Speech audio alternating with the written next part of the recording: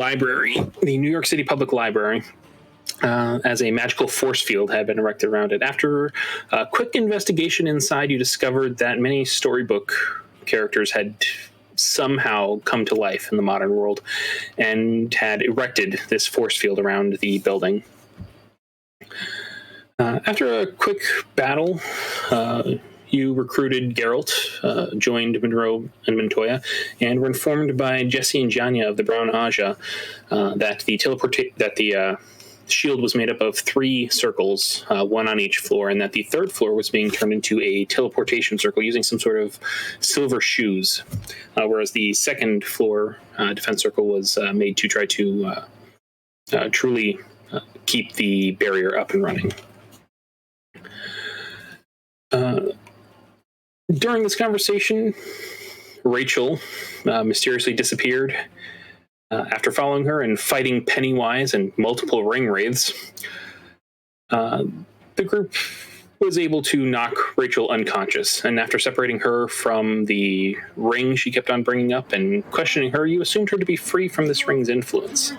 And I think many of you determined it to actually be the One Ring. Or actually, I don't think any of you did. I think that's mostly just Rachel. After a quick discussion, you all headed to the teleportation circle on the 3rd floor and rushed into the room with the barbarian shouting, "Montoya!" and immediately attacked the people within.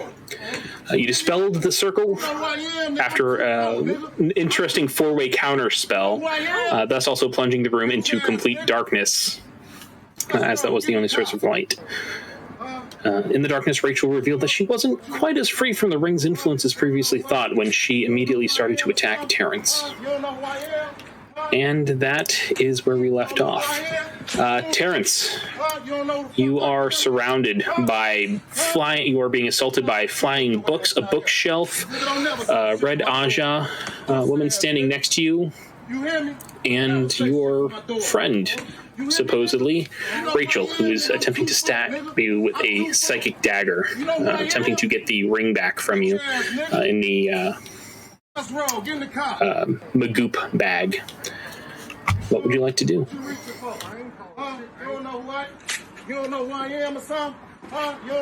Aaron's muted. I mean, yeah. I want to throw the ring to Vincent. Oh. All right, it's, if I remember correctly, it's wrapped in your cardigan along with the bag of drugs. I'm gonna throw the whole I think it was in an thing. envelope, wasn't it? Yeah, we put it in the Magoop bag, and the Magoop bag was wrapped in his jacket. Ah, right. It's all going. I don't think there's anything I can do to stop that or grab it. I'll say if you want to use your action to do it, Terrence, then you'll be like being careful about it, kind of like a disengage. Oh yeah, I'm using my action. Okay. All right. So as Terrence takes his cardigan and tosses it carefully towards Vincent, Vincent, I'll say you can make me a dexterity check to kind of just catch it, unless Terrence, you're like sliding it on the floor, or are you tossing it? How are you doing this? I'm gonna go ahead and toss it. Just all right. Anything to get it away from Rachel. Oh boy. And just a DC 10 check to catch it, Vincent. That's a 4. Okay. Oh shit. That has the bag of stuff.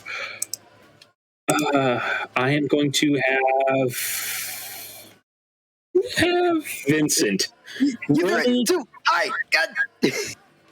Roll me a D3 as you attempt to grab this cardigan filled with stuff, and you fumble it.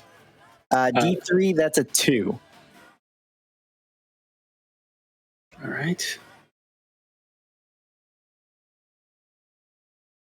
Interesting. Okay. As the bag gets tossed toward you, you hear the glass vials clinking about in the cardigan as it slips through your hands, because your hands are full with your shield and your beaten stick. Yeah, standing over the dead body of a witch. Also holding a hat, the golden cap that you picked up, the session before. As the cardigan slams into the ground, you hear a glass shattering sound like a tink. And you see a faint blue glow coming from the bottom of the cardigan. Okay. It's shimmering slightly, and it leaves like a small ring on the floor, almost like it's made of some sort of a dust. But the bag is right in front of you. All right, Terrence, what else would you like to do with your turn? You have any sort of a bonus action or movement you'd like to use? I think as a bonus action, I'm going to say, it's over, I have the high ground. Buy the item? Did you buy that item? Yes, I actually did buy that item. Awesome. Okay.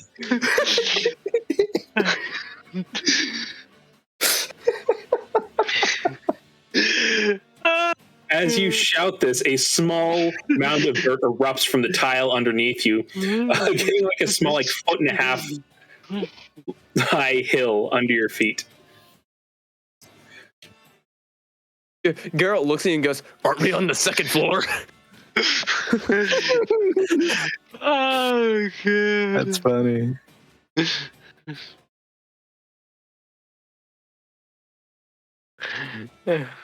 And then with that, I end my turn.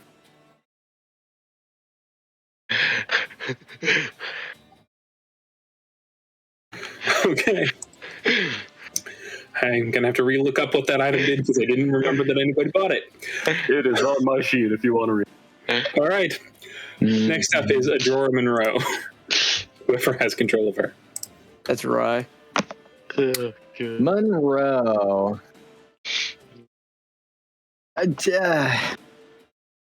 Monroe puts her hands out towards Rachel, and I need Rachel to make a Constitution saving throw.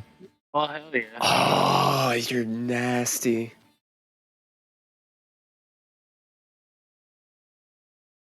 What's the dice say today? 12. 12. I don't know what her save is. DC 15. So, she's casting Vortex Warp. I knew it.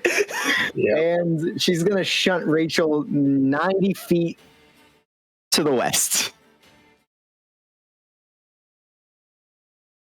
All right. Does it have to be a place that you can see? Vortex Warp.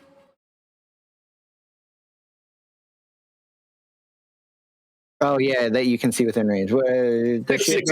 60 feet. Yeah, 60 feet. All right. Whoop. As all of a sudden space warps around you, you find yourself surrounded by a Death Eater, a vampire, and a bookcase charging at you.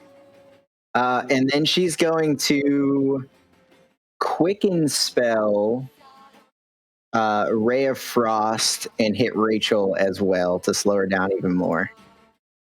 Is that a 60-foot range? I'm. Oh, I apologize. She does not have Ray of Frost. I just assumed. Who would ever take Ray of Frost garbage? Actually, I assumed.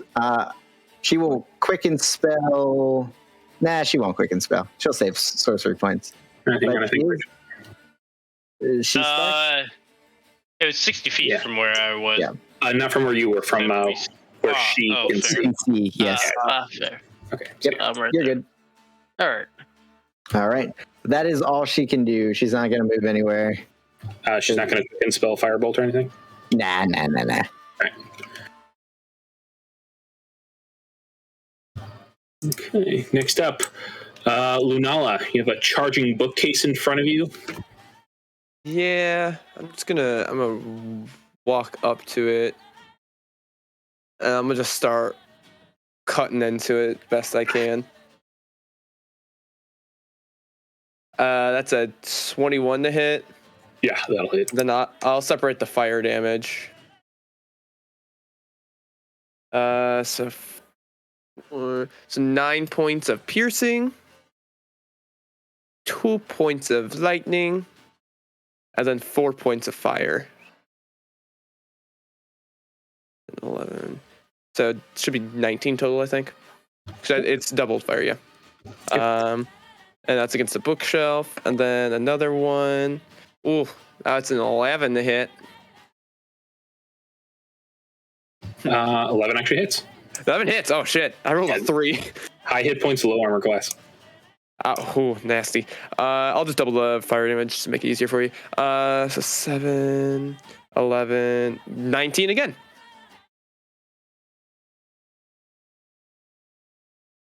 And if it's still standing, I will. I'm gonna. It is definitely still standing. Yeah. It doesn't even look bloodied yet. I'm gonna summon my Echo as I put my hand up in the fiery blue purple energy kind of Well, wrong one. Another one of me. Much more perfect Echo this time. Yeah. If you could, if your Echo could see stuff and talk, could it tell Montoya where to go? Because Montoya can't see shit right now. Well, that's why I'm moving, and and now this whole area is illuminated for Montoya, who can now see, and that is the end of my turn. All right. Excellent. All right. The flying monkeys haven't received any sort of new order yet, so they're going to keep doing what they were doing and attacking. This one up here is going to fling something at Montoya. Make me a dexterity saving throw with advantage because he's a barbarian and he can now see. Hell yeah. Go quickly turn on advantage actually for his sheet. Is there even an option to turn on advantage? Yeah, it's insane. You can do a toggle. If not, just hit it twice. I'll just hit it twice. It's faster that way. Because he doesn't have... Yeah, he doesn't have dexterity as one of his saves. Whoa! Oh, it's already on. Hey, yeah. Okay. I forgot. As Lunala's light shines just as this plop of brown is heading towards him, and he just expertly does a back bend matrix dodge out of the way of this. Thanks to Lunala's light. And yeah, there's some more up here. They are attacking you. So...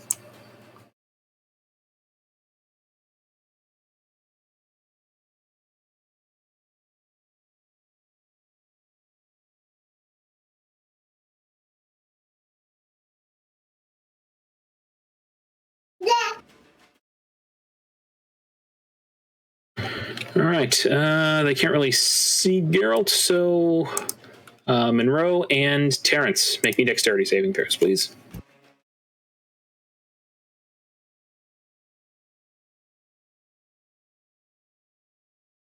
As these monkeys are doing the same thing. And you notice that these piles are a little bit smaller than before. They're really running out of steam. They were not prepared for this long fight. Oh, no. 16? That passes. Ah, fuck. As Terrence, you turn around, see the monkeys flying up there, and then just splat in the face. Just a smelly brown substance that you're pretty sure you know what it is. With a natural one, some gets in your mouth. Oh yeah, gets up your nose. It's sloppy. It's nasty. It's not like a well-defined nugget. It is a coil. It's getting. Oh yeah, you've got a beard. You've got a mustache. It's going to take some work to get it out of that. Oh my god.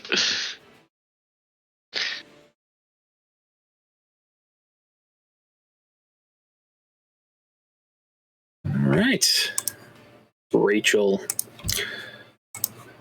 I am going to need you to make me a strength saving throw, please. As the Death Eater next to you shouts, Expelliarmus! All right. As the psychic dagger in your hand seems to drop to the floor as your hand releases, and you get knocked back 20 feet from him. 5, 10, 15, 20, right in front of the bookcase. Oh, hell yeah. Yep. As this one here is going to do the same thing to... Lunala, how close are you? 30 feet, perfect. Strength save. Yep, strength save as he shouts, Expelliarmus. Natural one. All right. As any weapons, as anything that you are holding flies towards this Death Eater, as you go flying 20 feet back. Where does it land? Where do you land? Well, both, but I'll say here for you since it's 20 feet away. And your weapons and all of your weapons go flying towards him into his hands. Well, one of them does, yeah. I'm no longer glowing. Oh, that's right. So I'll get rid of... Yeah, your sword extinguishes itself when it... No! Montoya! You gotta see for like 5 seconds where to go. Hey, it helped him dodge. Hey, thank God I didn't shoot with my bonus action. Otherwise, my gun would be on the ground over there, too. Yeah. Well, no, if it's only one... she only had the Saber of Light in her hand. So I'm saying, I can bonus action pull up my gun, but luckily I summoned with my bonus action. Otherwise, both my weapons would have been in my hands. Yeah, no. I'm saying because if it's only one weapon, then the Death Eater catches that weapon with their unoccupied hand. But if it's 2 weapons, then like it can only catch one, and the other one just like falls to the ground in front of it. Gotcha. So that was more like still, what? that'd be both my weapons over there. Yeah, but now it has a Saber of Light. That it has to attune to. Yeah. Because both weapons these Death Eaters got are completely worthless because the Psychic Dagger disappears. Yeah, the Psychic Dagger disappeared like before it even got into its hands. Yeah, the dude's just like, oh, magic the weapon, gone. All right, and this one is going to come over here, and Lunala. Shit, sorry, I have to reopen all of the tabs for the creatures and everything. There it is. All right. As the large bookcase attempts to slam into you, it's a 28 to hit. Yeah. Yeah, natural 19. That was nice. Oh, shit. As it slams into you, this just massive bookcase, like twice as tall as you are, several times as wide, as you take 25 bludgeoning damage as it just like sandwiches you in between the walking bookcase and the bookcase behind you. That's a beefy hit. And you notice a copy of the Hunchback of Notre Dame offhandedly is slammed into your nose. You noted as you were squished. That's a beefy hit. Yeah. I could take like 2 more of those before I go down. Rachel. The bookcase next to you goes forward and attempts to slam into you, but you are able to easily dodge out of the way as it rolls a 7. Oh, God. And Terrence, the bookcase next to you, just stands up and then just like tries to fall down on you. Oh, God. Does your high ground give everybody disadvantage?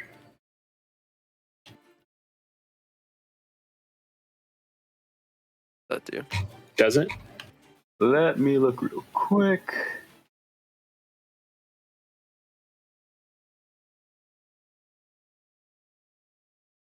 And you gain advantage on any creature attacking and distribute a creature. No, it does not. Oh, it just gives you advantage on attacking them. Yeah.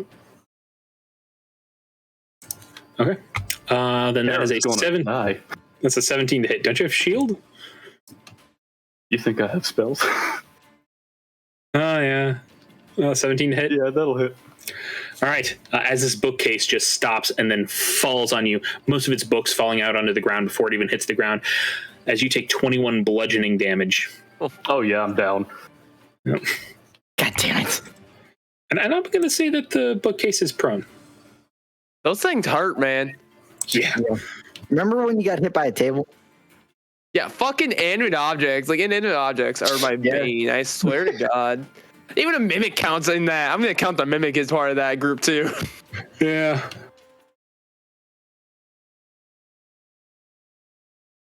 Rachel, it is your turn. I'm going to disengage and dash. That's what I'm going to do. So I'm going to go 60 feet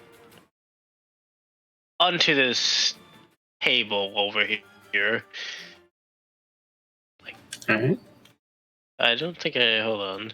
I don't think there's a direct path. Hold on, let me see how far I can actually make it, because I want to go something like that, and then that. Yeah, that's where I would end up. All right. Okay.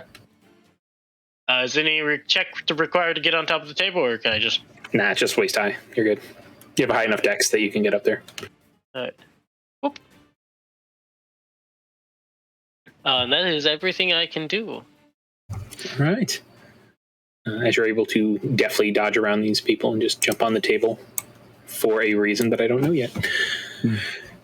All right, Montoya, you had light for the briefest of moments, and now you're blind again, with some sort of a creepy skull thing next to you that you kind of are associating with Ludala, and a flying monkey wings above you. Ooh. Yeah, he's gonna help Lunoa out, and so he's gonna first take out the monkey, hopefully. Let's see if I can take out the monkey. Your shotgun's a cone, so you can hit the monkey and the bookcase. Oh, I can hit the monkey. Monkey's flying, like 10 feet up. Well, how big is the bookcase? It's a 10 huge. Yeah, that's true. Yeah. If he can hit both, he'll hit both. Yeah, I'll say that you can hit both, because you're right, that's a pretty big bookcase. 15 to hit will work. 16 piercing, nice. It's 18 rage. You all right? 18. Is the monkey down? The monkey is not down, but he is looking pretty hurt. I'm sorry, monkey. He's going to put another attack into the monkey and the bookcase. 19, yeah, that'll definitely hit both as well. 8, 10 piercing. Yep.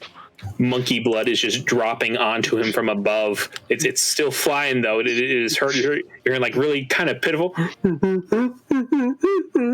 I'm sorry to do that. If Hasted still lasts, he's going to put another attack into the monkey and the bookcase. Yeah. All right, and remember, these are disadvantaged because he cannot see. Yep. All right.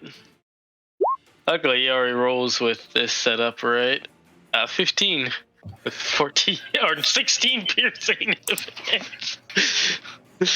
As Montoya shouts, "Montoya!" and fires 3 rapid shots from his shotgun. This monkey just gets torn apart, as does the bookcase. As with his final shot, they both die. Oh, hell yeah. There's just a pile of torn and tattered book pages and monkey blood in like an odd paper mache in front of him. Yep. He's going to then take a step over here to block it so that thing can't engage Ludala. All right. Wicked Witch of the West is dead. All right, and now for the Red Aja's turn. The Red Aja here is going to shout, "Retreat to the 2nd floor!" as she is on her last legs. Which one? The one down here. Okay. She is going to disengage and attempt to run past. 15, 20, 25, 30 into the darkness, as will the other ones that are still alive.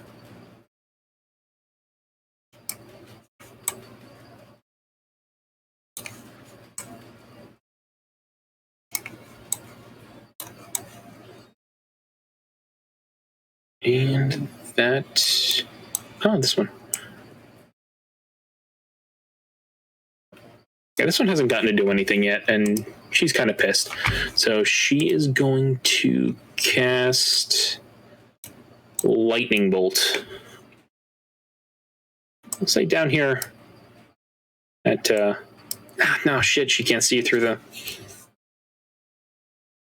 but she can see Montoya. Montoya! Can she? Yeah, I'll say she launched it as she's running away. From up on top of this balcony, you guys see a bolt of lightning shoot down, hitting Montoya and the Echo. I need both of you to make a dex save. For Montoya, he is blinded, so he does not get advantage. 9. 9 is not enough. As he takes... Get out my calculator to half this.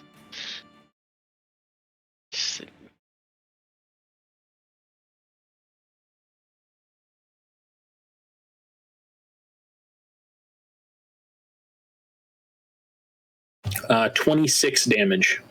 Oof. All right. Did you half that, or do I need to half that? You have to have it. I never half damage. Okay, thanks. I was like, if that's half damage, that hurts. No. Oh, God. It still hurts. Hey, Montoya is not looking great now. Oh, no, wait. She's actually running the other way because that's not towards the second floor. But yeah. There. 5, 10, 15, 20, 25, 30. Okay. Geralt. I'll say he's blinded where he is just because of the darkness. Mm-hmm. Yeah, one step over and I would say that he would be fine. Yeah. Yeah, he'll definitely just kind of go over here. Yeah, he can see Rachel if you want to go after Rachel too, by the way, or the case. Yeah, and He has like ridiculous dark vision. Yeah, and he sees Terrence on a small hill that appears like from underneath the tile floor, just kind of bleeding out underneath a bookcase. Let me double check the wording on a spell because I'm probably gonna have him cast a spell. I just want to see which one's which. Since these are just like menu put in, they don't have the. Yeah.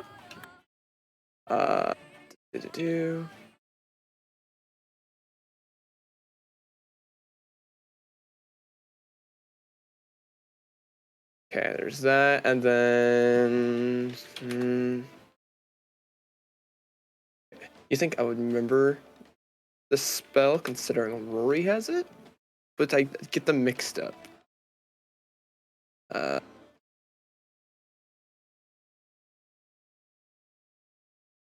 right. Okay.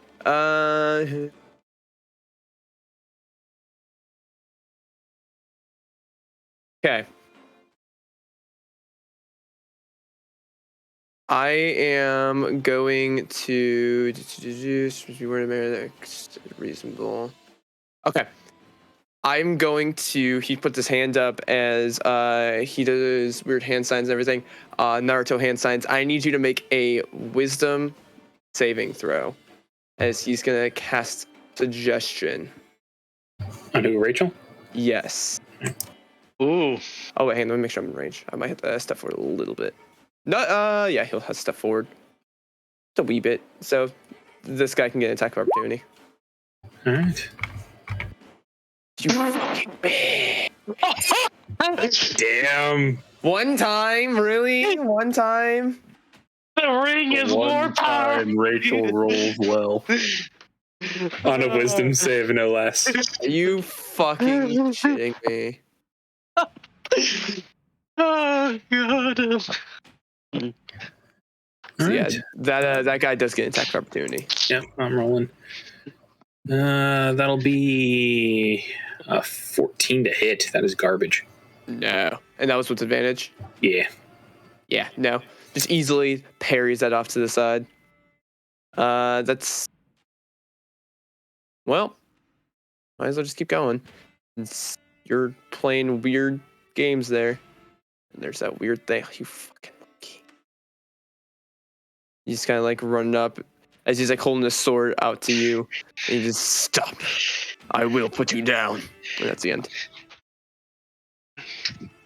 All right. Rachel will reply with, "Leave me alone. This isn't your fight." Go away. I'm getting paid, aren't I? I can pay you too. Now go away. You have intrigue him.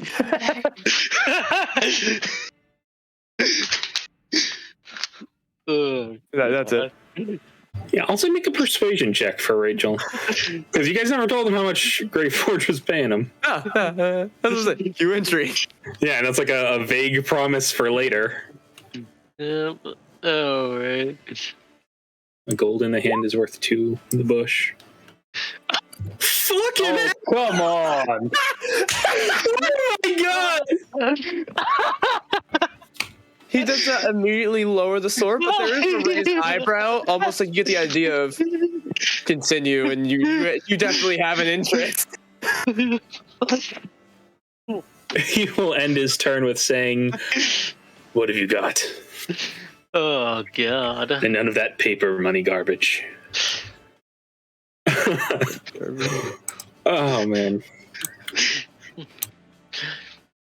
God.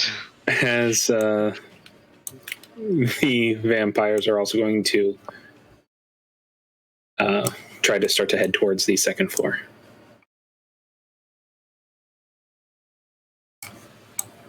Taking the disengage action or dodge action, depending on whether or not they are within 5 feet of Montoya, because they do not want to get hit by him.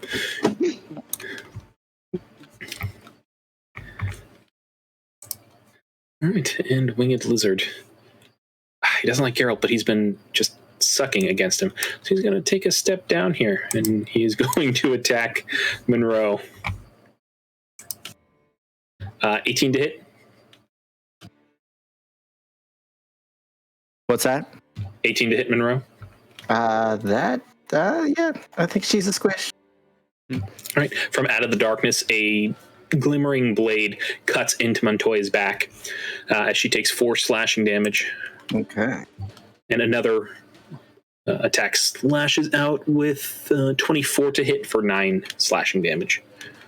So you said 4 and then 9? Yep, so a total of 13 slashing. Okay. All right. And as she gets like brief glimpses from inside the darkness, she sees the glowing ankh around this creature's neck as he takes a step back. Already. Into the darkness. And Vincent, you are standing there next to the Wicked Witch, next to a dead Wicked Witch of the West, holding a golden cap with the Wicked Witch's glass eye kind of rolling around at your feet. Next to a glowing blue cardigan filled with drugs and an envelope filled with some sort of a cursed ring. A lot has happened in the last 6 seconds for you. What would you like to do? Realistically, how much of this can I scoop up, like with like a bonus action? I'll say since you're just picking, well, your hands are full is kind of the problem. Right. You're right. Yeah. Hmm. Like I'm allowing you to hold the cap since it's kind of like a soft cap, and you can kind of hold it with your beaten stick too, or your shield arm. Well, our magic man is a little bit more important. So I run over and I'm pouring a greater healing potion down his gullet. 44 plus 4. Oop. I didn't mean to do that individually, but 3, 5, 8, 4, 12 points of healing.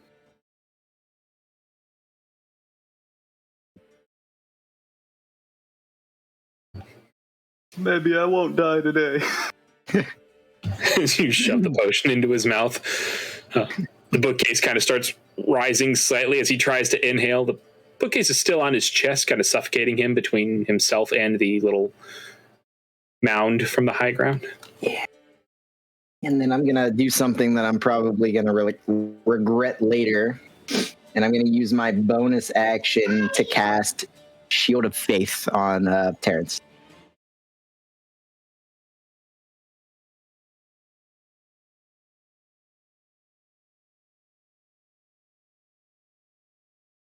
There's the monster AC over here now.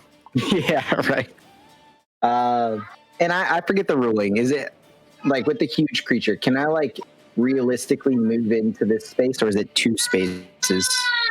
Yeah, since it's a huge creature, it's 2 sizes larger, so you can move through its space. Cool. So I'm literally getting like interposing myself between it and Terrence as much as possible. Okay, we'll say that you like jump on top of it. From like the narrative, you're like jumping on top of it, like trying to stop it from attacking Terrence. It's still like shaking and moving because it's still alive, and it's like trying to like bounce up and down on Terrence to like try to suffocate him, but it's like it's having kind of a hard time. All right, and that's what I got. All right, Terrence. You are prone with a shield of faith around you, and Vincent trying to stop a bookcase from re-murdering you.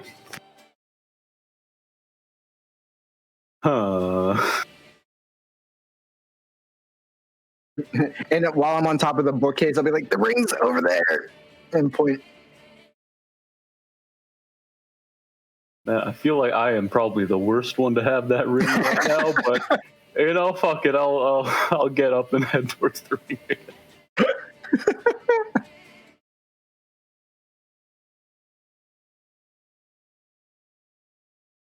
How much movement do dwarves have? 25. With the boots made for walking, I got 35. Oh, then you can make You it bought there. those too? Yeah, buddy. Yeah. I'll use half of it to get up again. He's styling over here. Oh, I love it. Just like, God, I love Christopher Walken. Oh god. See a little book on the bookshelf, the history of Christopher Walken. You like can't resist like taking it, like shoving it in your pack. You, I will not burn. Or scooping it all up again. As you scoop it up, Terrence. Give me a second.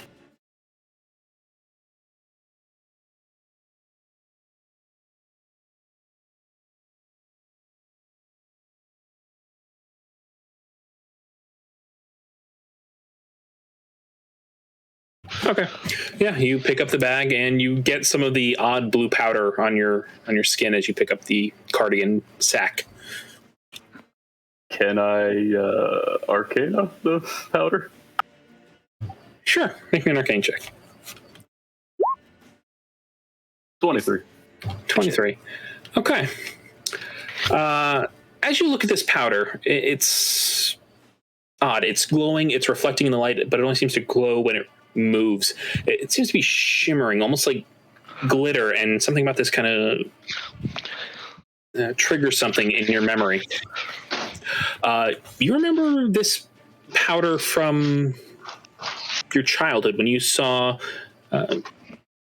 Peter Pan, the animated movie, as well as Hook and other films and adaptations of this series. This is likely fairy dust, but you don't remember it being blue. Whatever this particular type of fairy dust has, whatever effect this one has, it's not flight, but it probably has some sort of an effect that is otherwise positive.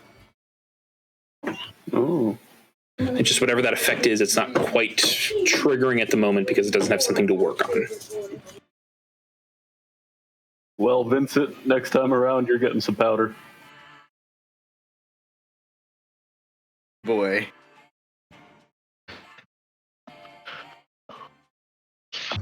All right. What would you like to do with your... Pretty sure you've still got your action, bonus action. Yeah. I think I'm going to use my last spell slot to magic missile the bookcase.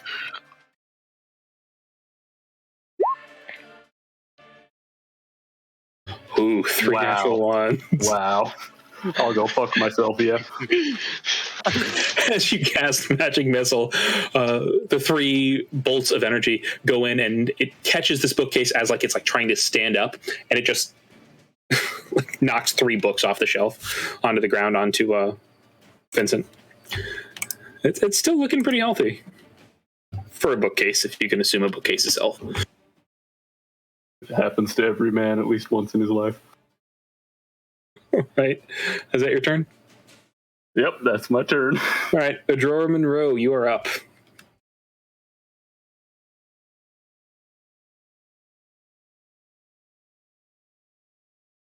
I believe that's Rye who's controlling her. Right. Yeah, I'm thinking. Right. Oh boy. Monroe. Monroe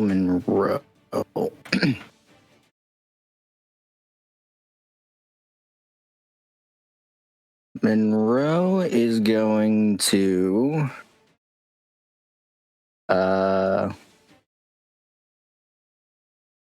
hmm.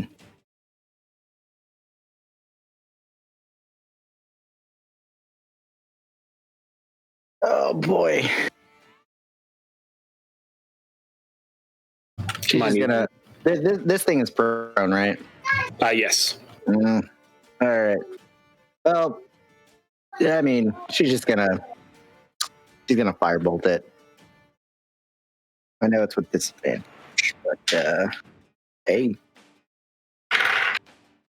Is it disadvantage? yeah, because it's prone range attack. Are you sure? Yep. It's because they're a smaller target. That's how. Plus a D6, 8, and 3. That's 11 to hit. You're correct. That will hit. Oh God. An AC of 10. Yeah. So they're big, but they've got a lot of hit points. 14 points of fire damage. As the firebolt slams into this, many of the books just start to catch on fire, as it is now looking very bloodied as it takes 28 points of damage.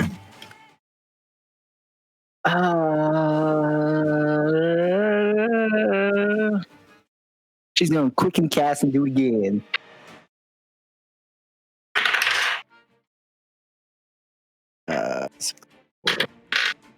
That's another 11 to hit. That'll hit. Yeah. 19 points of fire damage. As this entire bookcase alights in flame, I'll say that it starts shedding light as all the books in it burn, almost from a book burning. As the thick wood also catches a flame, then it starts shedding, I'll say, 40 feet of bright light, or 20 of bright and dim light in this dark room. Would Vincent take a little bit of fire damage there? Also make me a dex save to kind of get out of the way before the whole thing just like catches on fire. It's funny because I scoff, but then I remember I'm a paladin.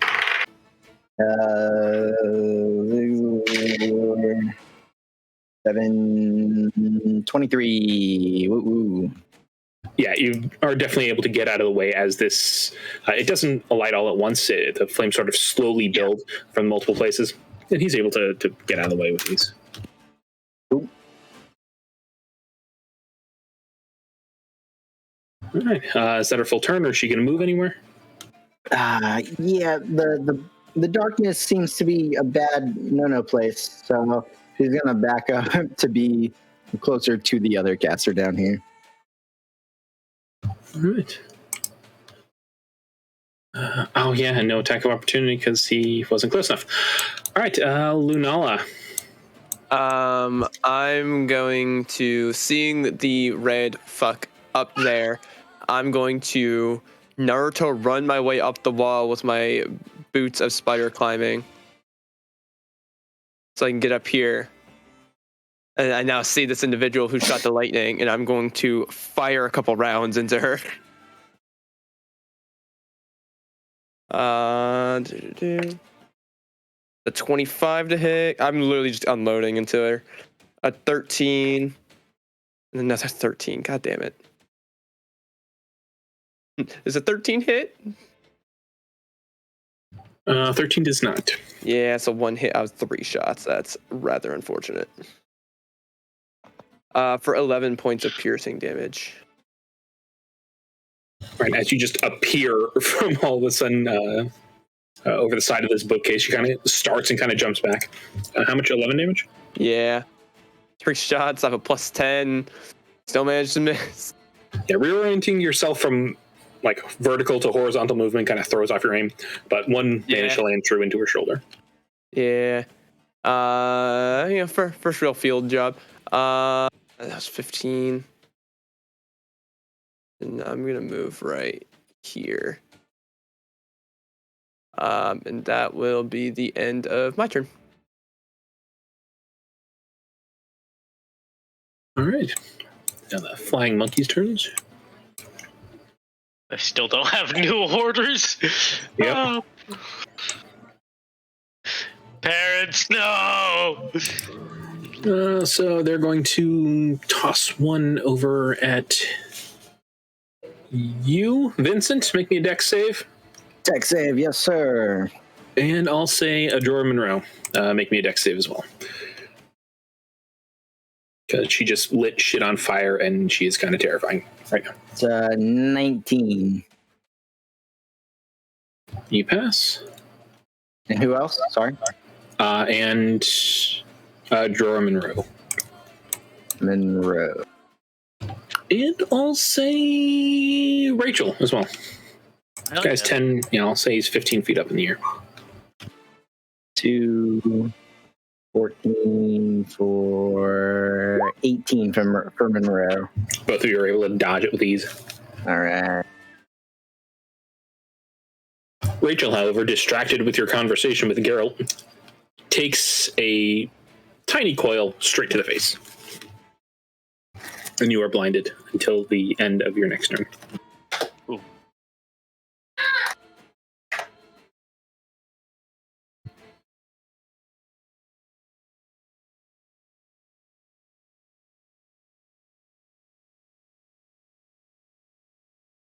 Fuck him. All right. As this Death Eater here is going to point his wand at you, Vincent, and he's going to shout, Expelliarmus!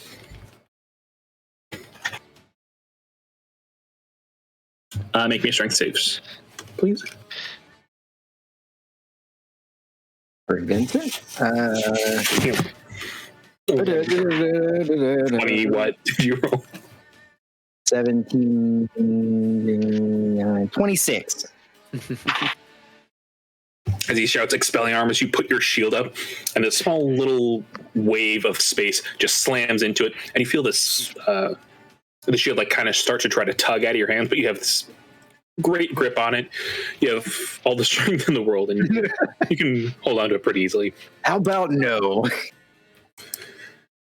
This guy scoffs and then starts running away. 5:30. As this one here shouts, "Go, I'll cover you." As he takes a bottle from underneath his cloak, he lifts up his metal Death Eater mask and he drops a small black scale into the potion. And then he downs the potion as his body starts to vibrate and his skin starts to almost melt like wax. And then it starts to get that same black color. And you start seeing it scale, turning into lizard scales, and then harder, more defined scales as he starts to grow, and he is coughing and hacking on the ground on all fours. As his arms and legs and spinal cord start to grow as well, he extends, bursts out of his clothes. Whatever was on his clothes or in them just starts scattering on the ground as he lets out this roar. You see as he starts to grow large teeth, large claws, a tail, as he transforms into a dragon. Which those of you that saw Harry Potter recognize from the movie.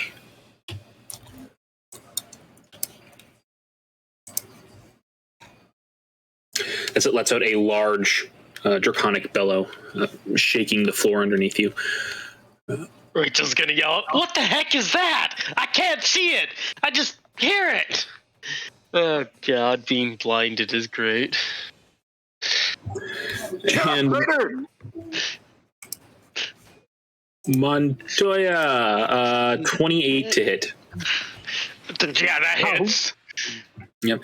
As he takes 27 bludgeoning damage as this. Oh no, wait, shit. That's a medium creature. Sorry, I'm using the wrong stat block. Roll that again. 17 to hit. Oh, 17 to hit. I think that still hits. No, he has +2 armor right now, doesn't he? Let me quickly. Yeah, from haste. Yeah. I refresh roll 20. It wasn't letting me open his sheet. Please,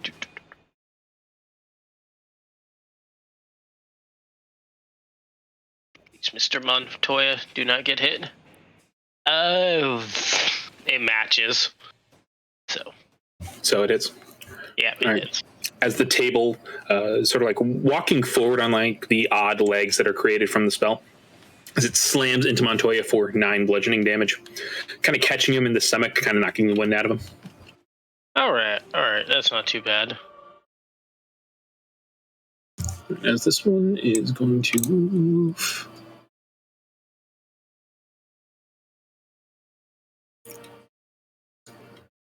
Here, it's going to dash. And Does Montoya have any potions on him or no?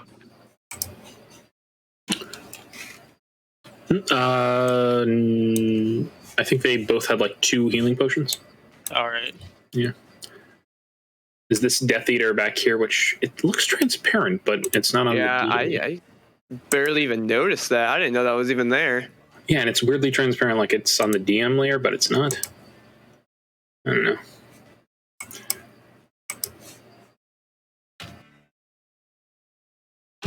But anyway, he is going to all of a sudden start levitating and fly towards this door. As will this one here. And you notice that as the one to the south starts flying, this bookcase stops moving.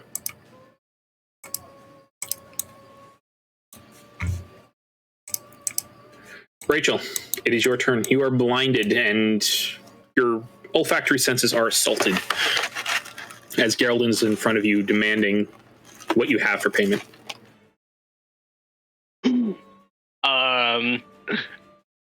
Fuck it. Can I even look in my bag to grab something?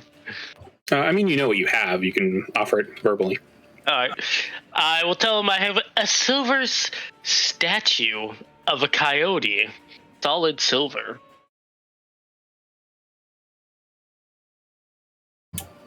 Mm. And all I'm asking of you is to leave me alone. My compatriots have taken a magic item from me. You still can get paid by them for hunting down the monsters. Let me deal with my compatriots. Make me one more persuasion check with advantage since you did so well on the last one. All right.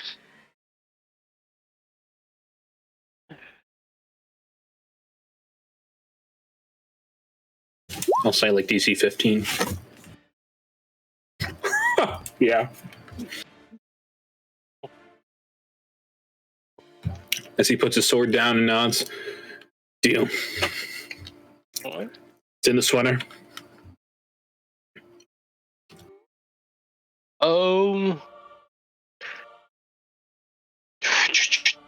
I will try and dig through for the silver statue of Coyote to drop it down. That way you can grab it. I don't know if I can find it in my bag, though.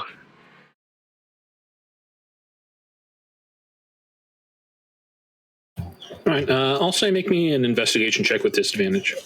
All right. Or, sorry, perception. Oh, perception? Yeah, I'll just use whatever the numbers were. Yeah. Oh, natural 20 is disadvantage. Yeah. Well, no, it'd be a strict roll, but either way, 6. What's your perception mod?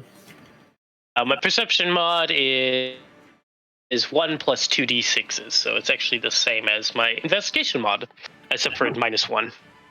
Yeah, I'll say with 16, you can kind of feel around in your bag. You feel the statue, like the ears of the coyote statue, and you're able to drop it on the table. He goes, I'll say, all yours, and then I will now proceed to bonus action dash and take off towards this door as best I can, trying to remember where the door is. Stumble as you're like running off the table. Yeah. Well, the last thing Rachel saw was she realized she can't actually fight Vincent, Terrence, the sorcerer. Yeah, I'll say make me an acrobatics check just because you're blinded and trying to dash. At disadvantage or just regular. All right. Let's see. No. As you run to try to jump off the table, you trip and fall and land on this bookcase. So I'll say you're back here in prone. All right. And that's the end of my turn. Montoya, what would you like to do? As you are still blinded, getting assaulted by a table. That's right. He's not in a great amount of health either.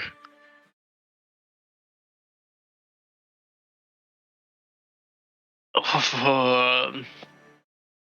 know what? He's gonna put everything into the table and go for a reckless attack. That way, it's not at disadvantage. It's just at normal. He's gonna try and kill the table before the table kills him.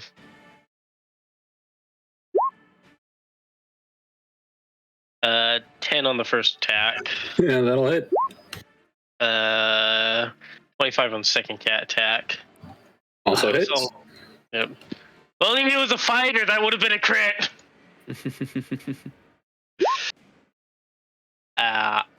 Another 19 and 11. 24. So 33 piercing to the table.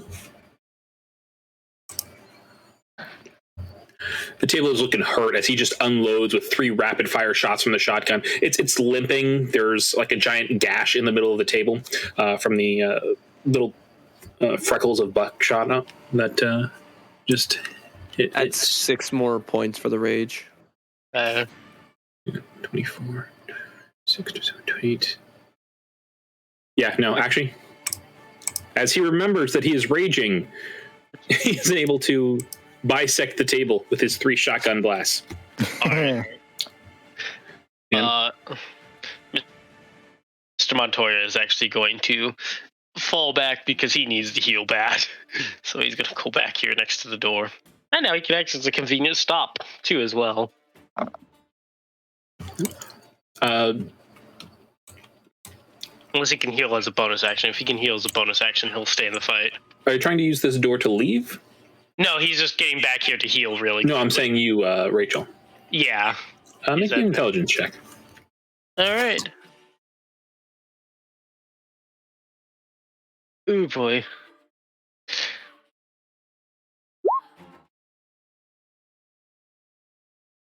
Okay. 15. All right.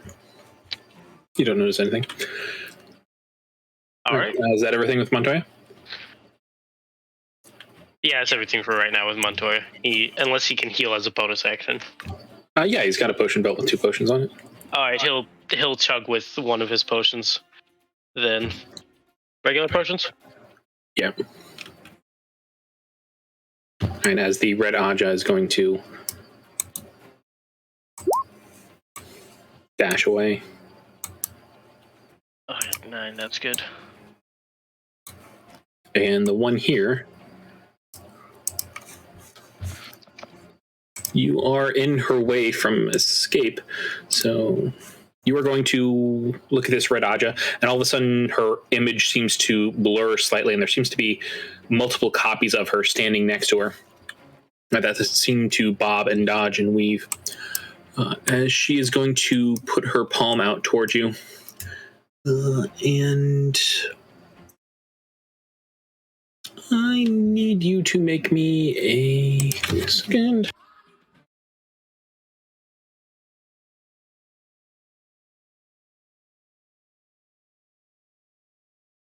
Make me a wisdom saving throw. Ooh, it's my worst one. 12.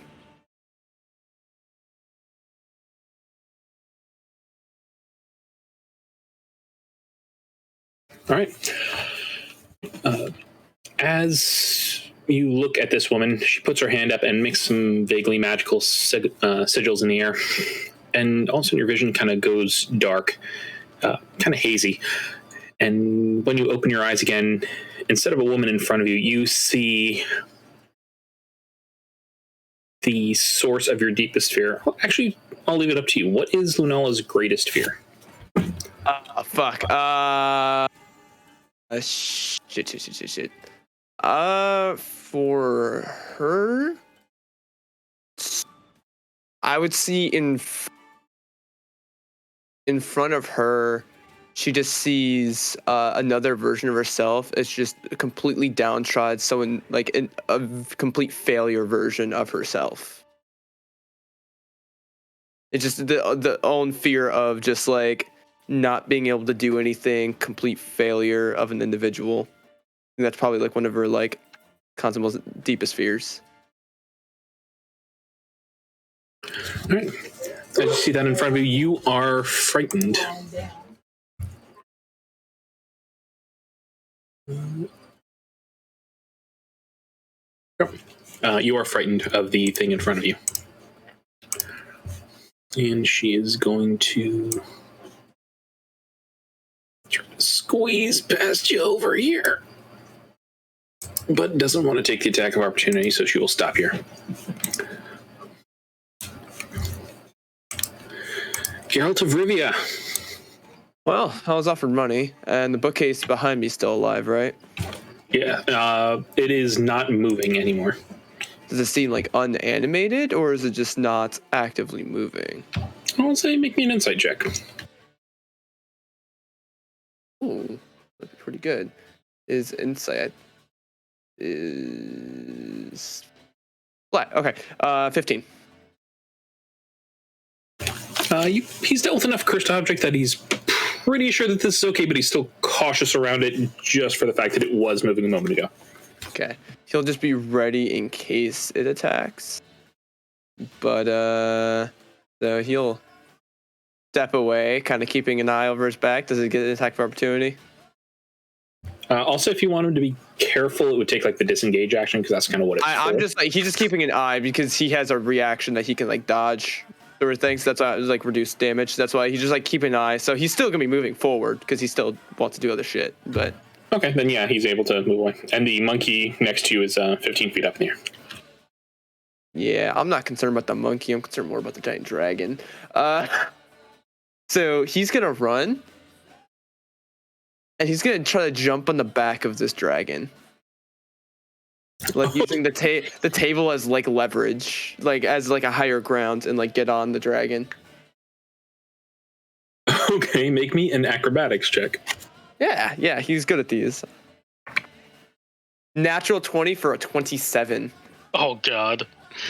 He jumps up, plants a foot on the table, jumps on the back of the dragon, and the spines on the back of this dragon just form the perfect handholds for him as he grabs onto the spines and sort of cements his feet behind the wings, giving him like this perfect grip, 4-point grip on the dragon. Yeah, just grabbing, and then he's gonna pull his sword back, and then he's gonna try to push his sword, trying to go through the spinal column of this dragon, like his thing. It's like, you know, like debilitate this creature. So he's gonna try to like stab it through the actual ligaments of the spine.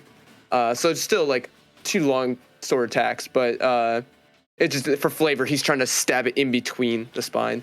Yeah. That's another natural 20. Shit. And then I'll just roll the other one. I think that's a 6 on the die.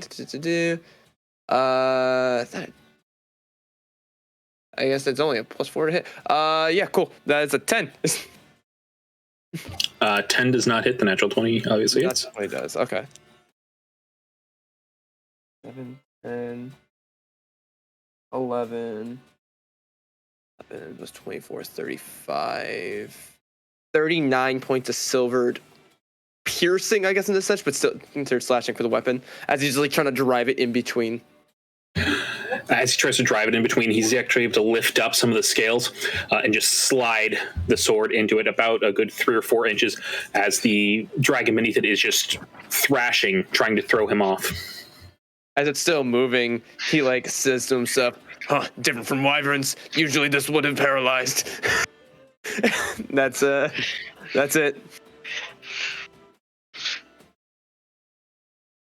Right, the bat creatures are also going to run away. Dash away, dash away.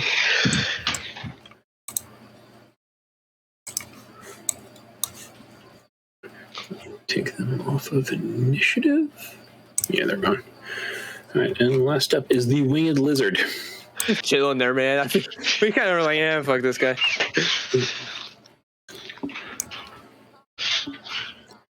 As he steps out and he attempts to attack you, Vincent. Okay. I'm going to take an attack of opportunity when he gets in my range. All right, take your attack of opportunity, sir.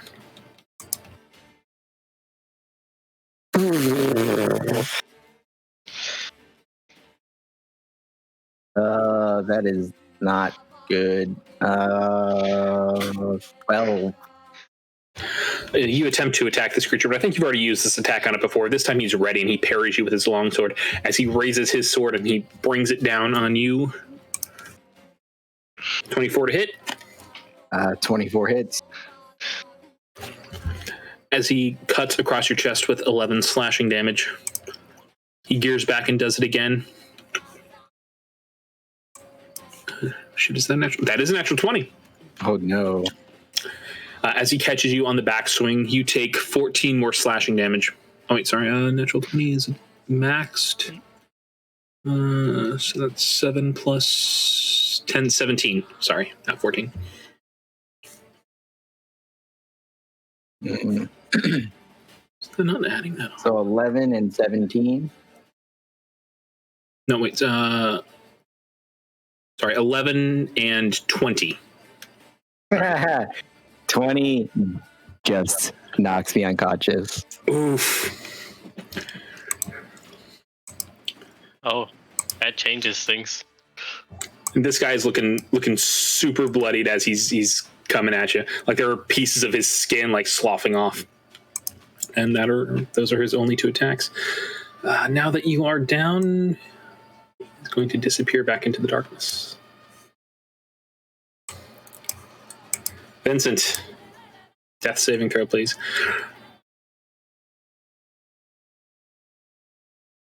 All right. Terrence, you are holding the bag with the dust in it. And your shield of faith also drops, unfortunately. Well, this isn't a good spot to be in. As Vincent is attacked by the winged demon as it disappears back into the darkness.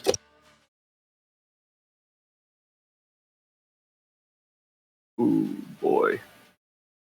I'm coming for you, Terrence, next turn. Go fuck yourself.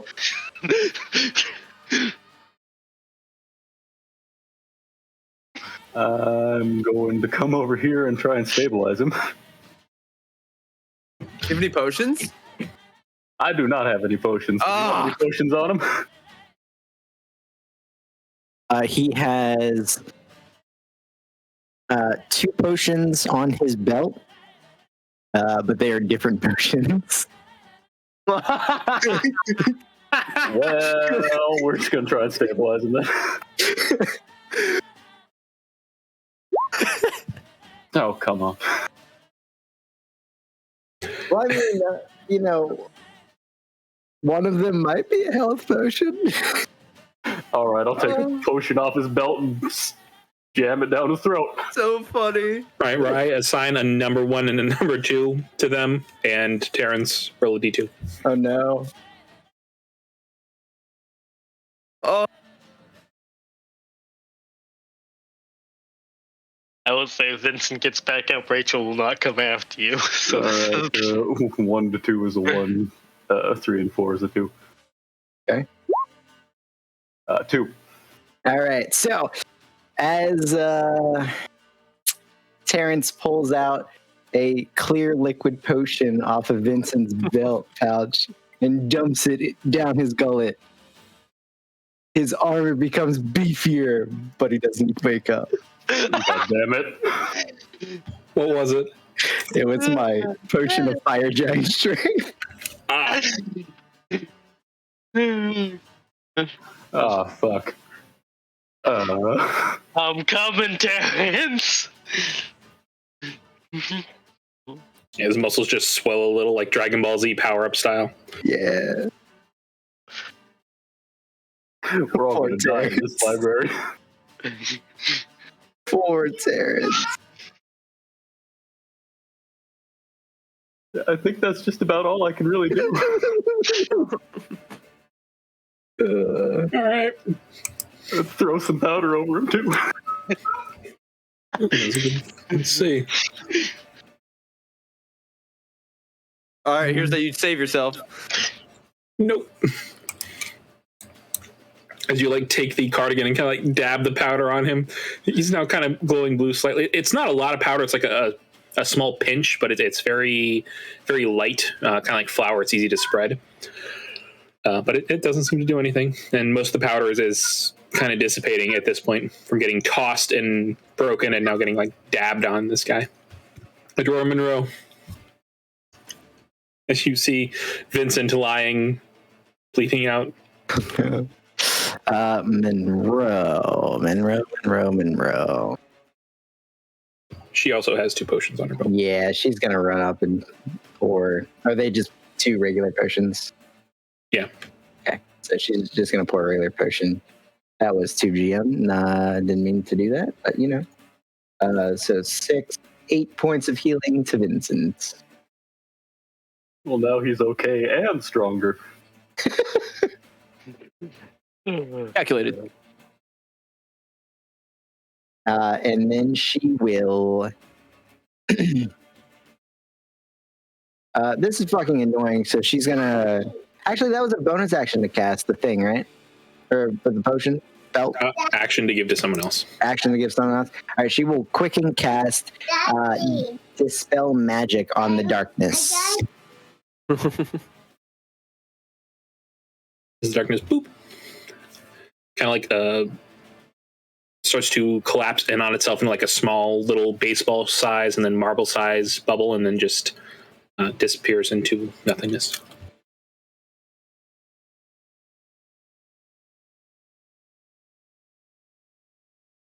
All right, and then she's gonna back up to safety because she's getting a little low on the spell points, and that's her turn. Lunala, your greatest fears are in front of you.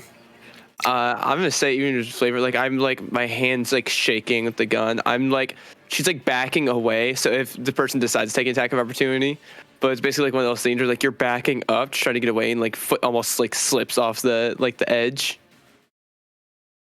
So they can get an attack of opportunity as I'm like fearfully like stepping back. You have no melee weapons at all. The moment like my foot almost just slips, I turn back. I just shoot back at still, and I'm just gonna you just hear Lunala screaming from up there as she's just blasting at whatever this thing is, this fear in front of her, obviously with disadvantage. Yep.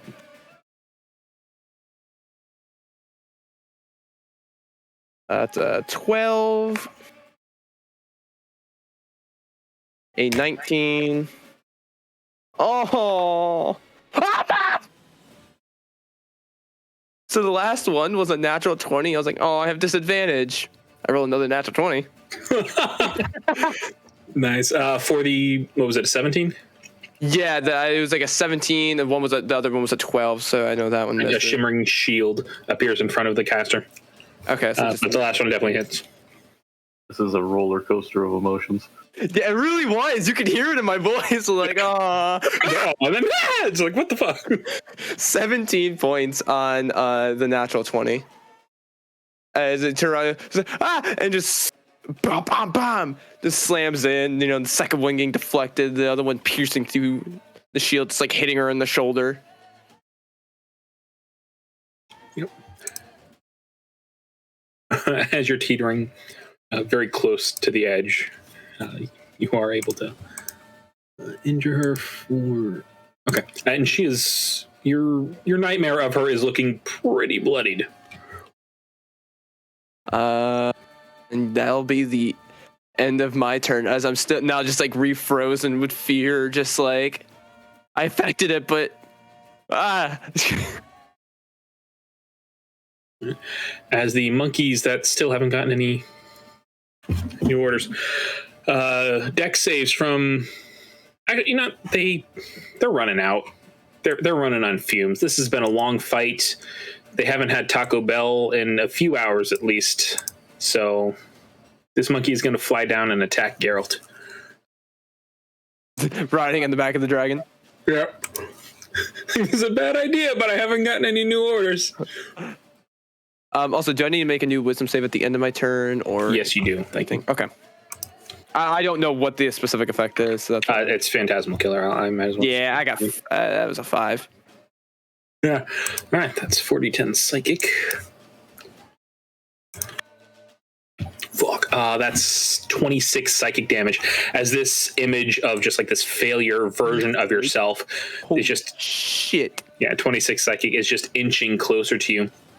Like trying to touch you, like trying to infect you with this aura of banality. Jesus fuck. I think if that was anyone else, I'd be down right now. Yeah. Fuck, man. I was like, oh, let me throw in a dragon because that'll be cool. Now I'm kind of regretting it. 'Cause it's pretty beefy. And you're all pretty scattered right now. Very low in health. Yeah. Yeah. All right. Flying monkey. This one is going to fly down and attempt to beat up Geralt of Rivia.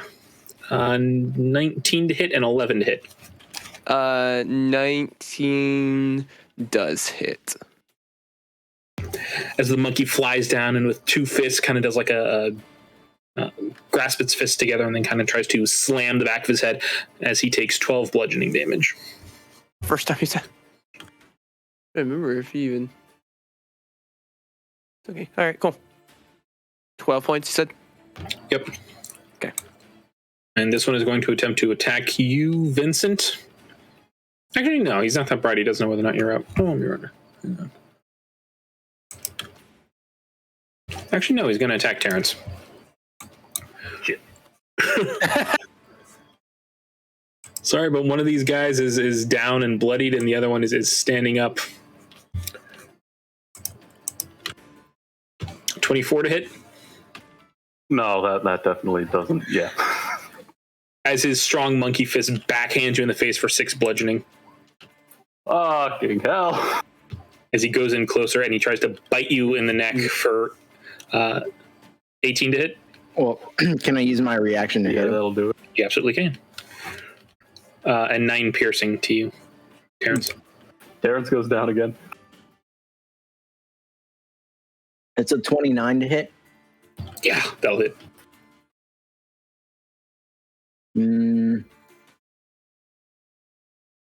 That was with disadvantage, right? Since you're prone. Oh, no, you're right. 20 to hit. Yeah, that still hits.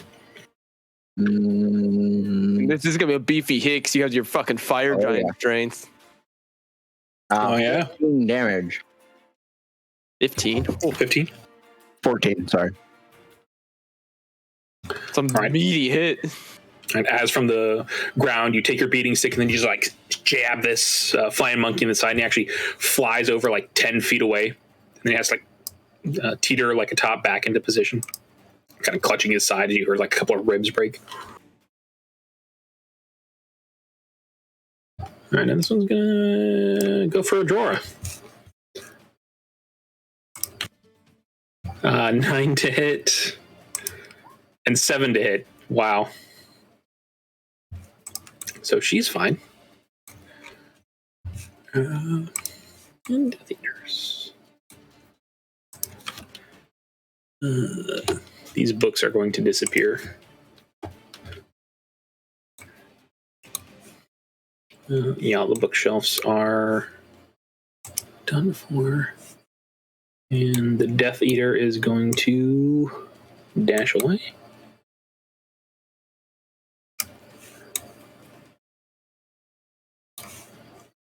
Quick question. Yes.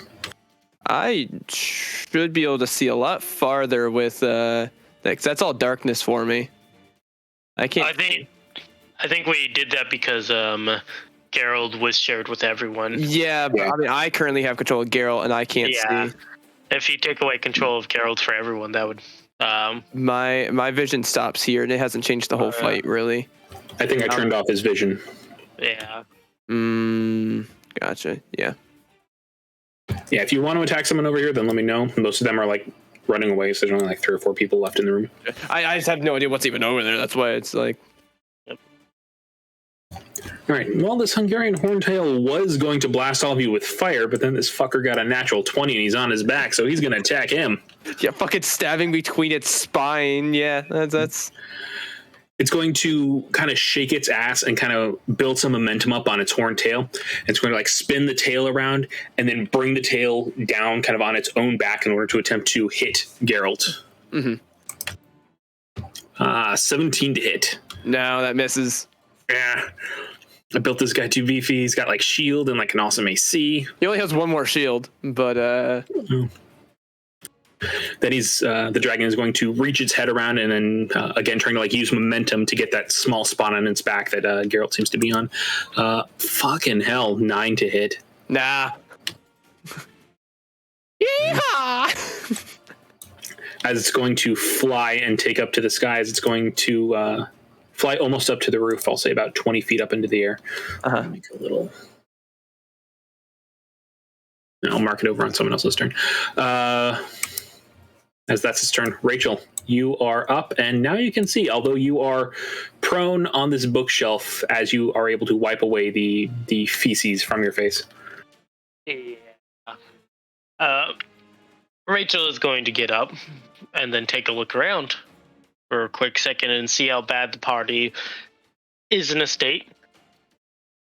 She'll kind of think about heading towards the door, almost moving towards it, and then decides to throw 2 daggers at the dragon. All right. Roll your deck.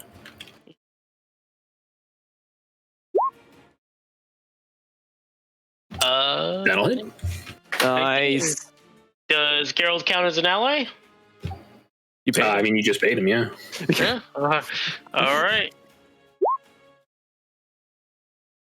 It's like your team paid him, and then you paid him additionally. Yeah, you're his best ally. I think that's funny. It was like, is he an ally? We both. You paid him. In total, that is 25 damage hitting that dragon. As you're paying from up above, as he's trying to shake Gerald off and trying to avoid your daggers at the same time.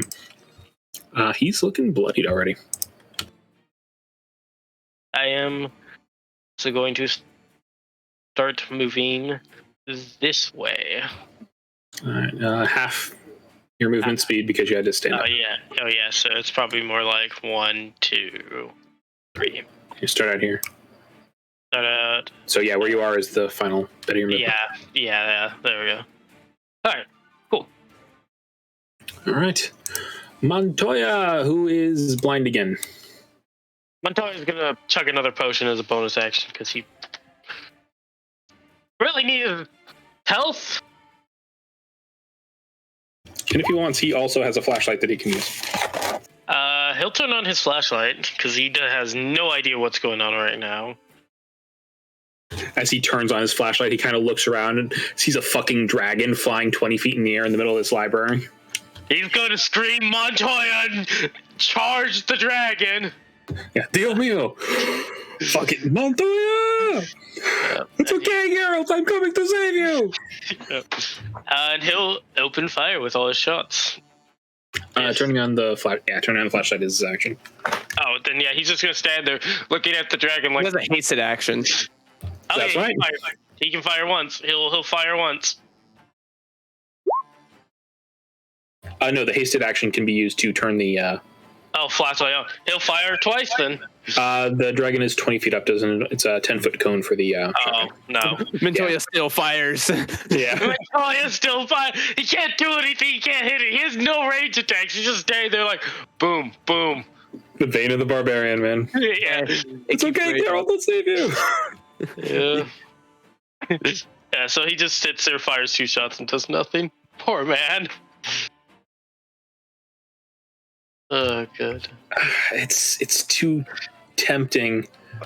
Just yeet me off. Yeah, she's gonna do it. As the image of your utmost horror walks forward and attempts to touch you and shove you off athletics or acrobatics. As it makes a shove And attack. I have a disadvantage on that. Do you? Frighten gives disadvantage on ability checks. Oh. Yeah, well, the source Me, of dude, that is another natural 20 wasted. Dude, this die is on fire tonight, but that overall is going to be a 18. All right, let me roll her shove using her amazing -1 strength. Oh, shit. 18. So it doesn't push. How much was yours? 18. Oh, yeah. Yeah, you saved. As the image of your greatest fear tries to shove you, but you're like getting caught up in the railing up here, and you're able to like barely hang on. I like just start scrambling. And she wasted her thing with that. Ah, fuck, I didn't build them with a Misty Step. She's gonna say fuck it, and she's gonna try to run away.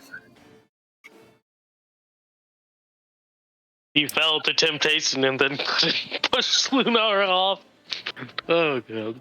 Yeah. You can make an attack of opportunity, but you're going to be doing like a... It's a butt of my gun. Yeah. Yeah, I'll try. This is basically considered a strength weapon. Yeah. Cool. With disadvantage. Oh, that's right. That is right. I actually did forget about that one. No, that's a natural 2. I just like completely like swing, like flail around. Yeah, more like a get the fuck away from me swing than an that's actual exactly what it was. Yeah. Right. Geralt of Rivia up on the dragon. What are you doing? Yeah, he's gonna. I mean, that worked great the first time, so he's just gonna do it again. Just try to like he's been able to avoid all these hits, so he's just gonna keep trying to push this like sword deeper into it. That is an 18 and a 17. Both hit. 17 just hits. All right.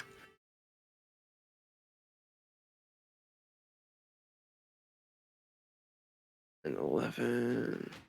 15 on the first one. Holy shit. 28 on the second. So 15 and 28. Yeah, I rolled all 6s on 4d6 on the second one. It is looking very, very bloodied. Jesus Christ. Yeah, he like I said, he just continuously like pushing it up, like the jostling. He goes to like pierce in a bit. It doesn't get like right in between the vertebrae like he wants, but it still is like piercing through, like starting to like hit organs. Yeah. That's his turn. All right. As the winged lizard, again looking very, very hurt, is going to step forward and finally, hopefully, hit Vincent. Well, With advantage, right? Yeah. let's say, do you get the attack of opportunity from it going in? Yeah, he did. I've used my reaction already. I used Have it you? to attack this one. Yeah. Ah, that's what it was. That's right. Yeah. Yep. Good job. Thank you. 23 to hit. 23 hits. As he stabs down with its blade, doing 6 slashing. Oh. Hello. Still up. All right. And it's going to attack it again. 19 to hit. 19 does not hit. Does not. All right. Big beefy boy. As it slams into the floor. Beefy boy. As it's... Oh, wait. 19 hits. Sorry. All right.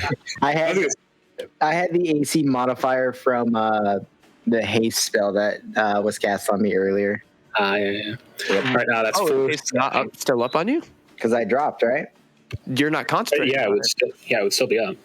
Oh, then, 21. Yeah, then yeah, doesn't it? As it will. Yeah, no, you know what? It's going to position itself here. So that way it can attack any of you if you decide to move. Vincent, you are prone, feeling very strong, and you aren't sure why. But you are missing a potion. I'm gonna stand up. And oh boy. I'm gonna use my bonus action to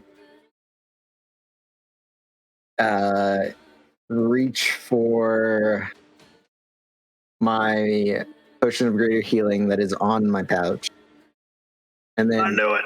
kind of like half glance down, like the fuck, where'd the other one go? But busy. Don't worry about it. 44 plus 4. 17. Nice. Damn. And then with an action, hit. No, you know what? I'm gonna hit this guy. The monkeys, they're all right. But this guy looks like he's been doing more things. That's 25 to hit. How do you want to do this? He has 1 hit point left. He has had 1 hit point for like the last 5 or 6 rounds. I'm bringing my beating stick straight down on his skull and just leaving like an indentation, watching it crumpling to the floor. As he slams into the floor, you actually hear like a snap as his jaw breaks on the tile floor below him as he drops. But you notice as he drops, the ankh around his neck starts to faintly start glowing brighter and brighter. I was going to say, as a holy man, would I know what that is? But my religion's a -1, so don't worry about it. Yeah, you can make the check. It's a common enough symbol. Yeah, I know. But we'll worry about that later. I'm going to use my hasted action to beat and stick this monkey.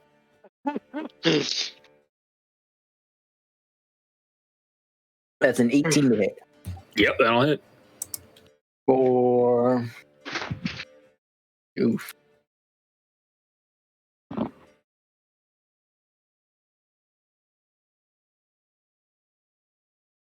$10 points of bludgeoning damage. As you beat and stick the monkey, you slap it across the face, and it kind of does like a few turns in the air as it reorients itself. And it is not quite bloodied yet. These monkeys seem pretty beefy. Easy to hit, but beefy. I'm going to look down at its fallen compatriot, look at it and its friend here, say, "You want to look like him in a minute? Get out of here!" And that's it. Make me an intimidation check as these 2 monkeys look at the golden cap still sort of clutched in your hand. Intimidation. That's an 18. Right. Oh, no, wait, shit, you do have the cap. Hang on. Yeah, he has a Yeah, cap. no. Since you have the cap in your hand, you notice that when you tell them to get out of here, the cap starts to glow faintly gold. And you see a golden shimmer appear in the monkey's eyes briefly. Then they kind of look at you, look at the cap, and then they turn around and they start fleeing. Technically, it doesn't happen until next turn, but thematically, narrative-wise, yeah. All right, you still got 1 attack left, actually. I used 2 attacks and my bonus action to heal. Oh, wait. You All have a right, hasted regular attack. Jesus Christ. Or hasted action to do something else. Yes. Is this symbol on Terrence mean he's unconscious? He did. I mean, he's I'm 100% He's unconscious, yeah. unconscious. bleeding out.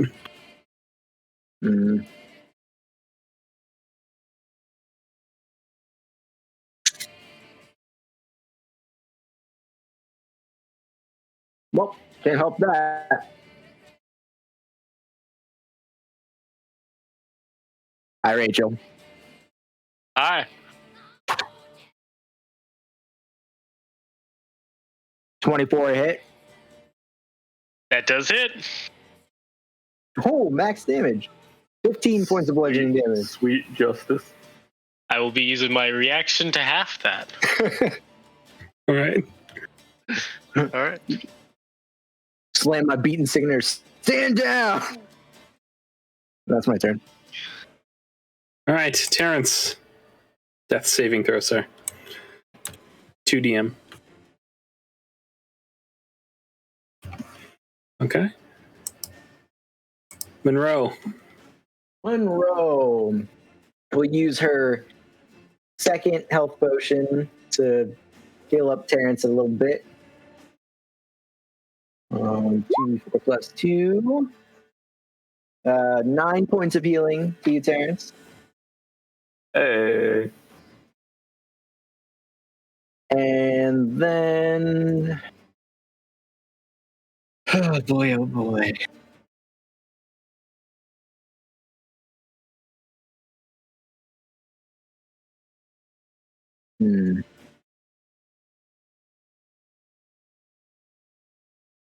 All right, I too have to look up spells.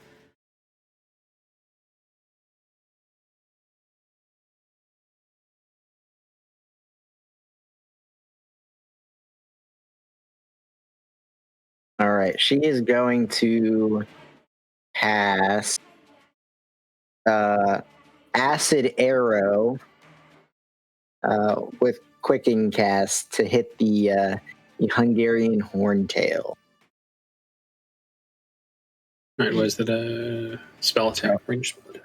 Have to move up a little bit. Just because angles and such. That is a 2 hit, I believe. Yep. I believe her to hit is 4 plus a d6. Oh, that's a natural one. Oof. As she aims with the acid arrow. Oh. The dragon being just on the cusp of her vision makes it difficult to hit, and she misses, unfortunately. Actually, I'll say, is that a natural one you said? That's a natural one. Make me one more spell attack on Geralt. Just because it's just on the edge of her vision. Oh yeah. This one is really good. Go figure. That's a 22 to hit. As she can't see Geralt, the dragon actually kind of reacts quickly, drops its wing and drops its right side, and kind of rolls Geralt into the blast and roll damage on the acid arrow. Oh, I can't. You bitch. Hey, yeah. 7 points of acid damage, and then at the end of his next turn, he takes an additional 2d4. Okay. Wow, this is leveled up cantrip, 44. No, that's a spell. Yeah, it's a leveled spell. Oh yeah. Oh, I was thinking acid splash. Never mind. That's a dumb spell. You see Acid Geralt arrows. kind of look over at you. You see his glowing eyes in the distance, look pissed at you. Sorry. You're just gonna yell out, "See, they betrayed you!" Oh no. Here, no, there's incompetence. Yeah,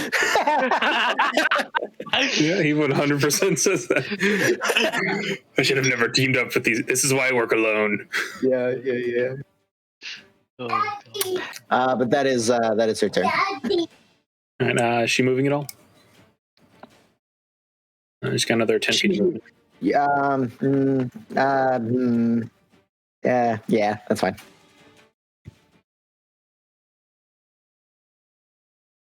All right. Lunala, as your greatest fear is leaving you, yet still having the same impact on you, what would you like to do? It must be scared of me. Maybe if I get rid of it, my fears will be gone. So I just blast at it. All right, with disadvantage. Oh, come on. That wasn't that's 20. God damn it. That's a 29 to hit. That'll hit. For 10 points of piercing. How do you want to do this? Yeah. There's exactly 10 left.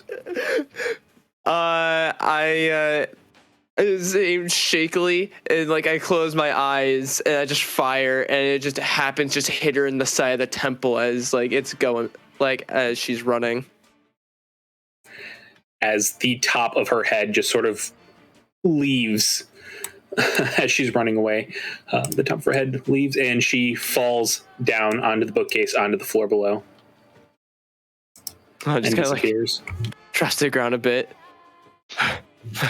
Kind of looks around. She's a fucking dragon that hasn't even come into realization yet with that, her dealing with that up there. Fuck.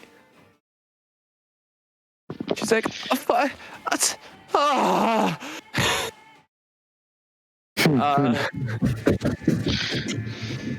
Just gonna try firing at the dragon with disadvantage because it's just out of range. The 19 to hit. That'll hit. This was with the normal arrow normal bullet since I didn't specify. 8 points of piercing damage. How do you want to do this? No way! It had 3 points of health left. And you should be lucky. I was like, it's got a fire breath. It has to. Oh my god. It's like, I just like raises her gun, still like shaking at the traumatic, and just fires, was aiming for the chest, but again, it just happens to just like shake, and it just hits it like directly in the eye.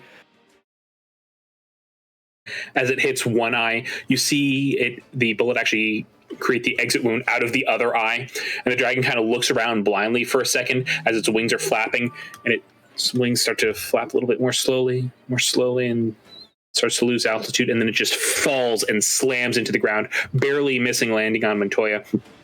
As Geralt kind of bounces on its back, almost getting impaled on one of these spikes on its back as the dragon slams into the ground, dead.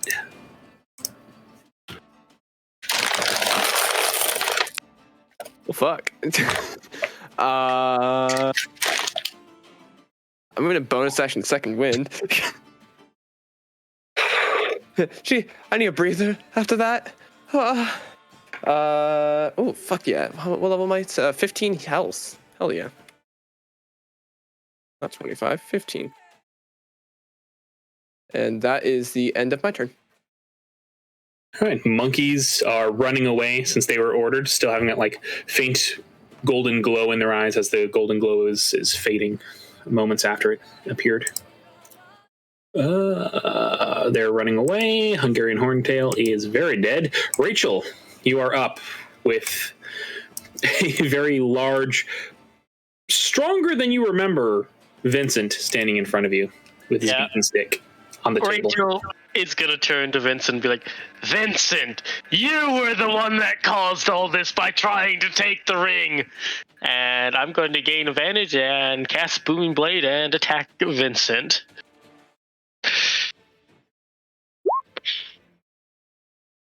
Oh. I don't think either of those hit. You like come and he like bops you on the head like with a rolled up newspaper. Like, stop that. Yeah, no, that's it. That's all I got for that turn. I used it to gain advantage, and that's it. So my turn's over. You aren't running away or anything? You can't use the advantage. Yep. No, she can still go. She just gets the attack of opportunity. Zero movement. Oh, yeah, you're right. Yeah, I can. If you moved or if you use it, you cannot move that turn. Yep. See, if it was anyone else, Rachel would have just ran, but it's Vincent. Yeah. Montoya, you cannot see. As there is a sudden slam in front of you. Oh, no, you can see. You have a flashlight. Montoya's going to go over here. Bye, Rachel. I don't know. I mean, how much does he really know about it? I think he knows enough. The fact that he could probably see Vincent running over there attacking. Right. He also saw, I believe, Rachel attack other people, maybe. Paris has not been quiet about you traitorous bitch. Yeah. As he runs up, I'm not sure what's going on, but I'm sorry. Hard. He's going to reckless attack as well as he does this. He's going to go all in. I can survive. Oh my. Uh-oh. Can you survive? Oh, no, that's not a natural 20. You're okay. Just a 6. I will have the first one, which the first one is 13 damage. Divided by 2. Nope. All right. The rest I will start. That 13 did not hit, so I only take. God. All right.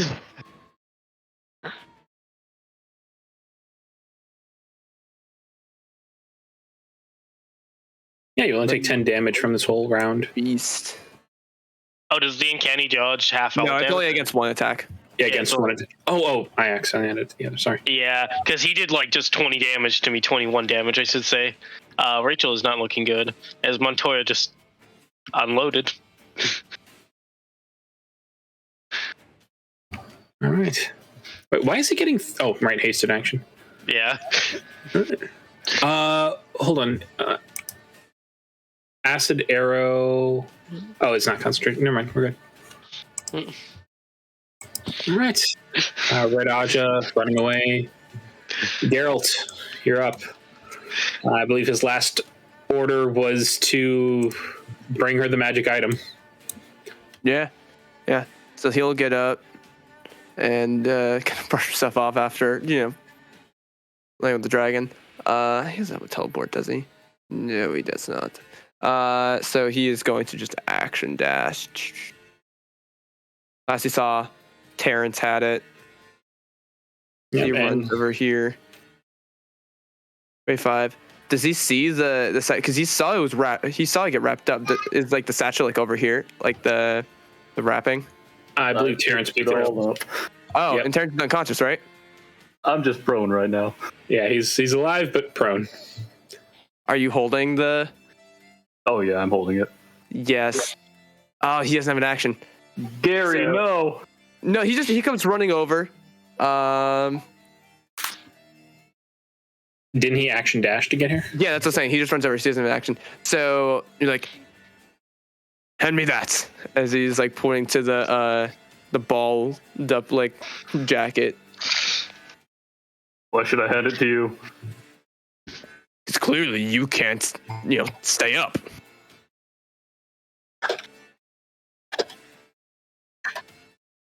It's not a very nice thing to say to a friend.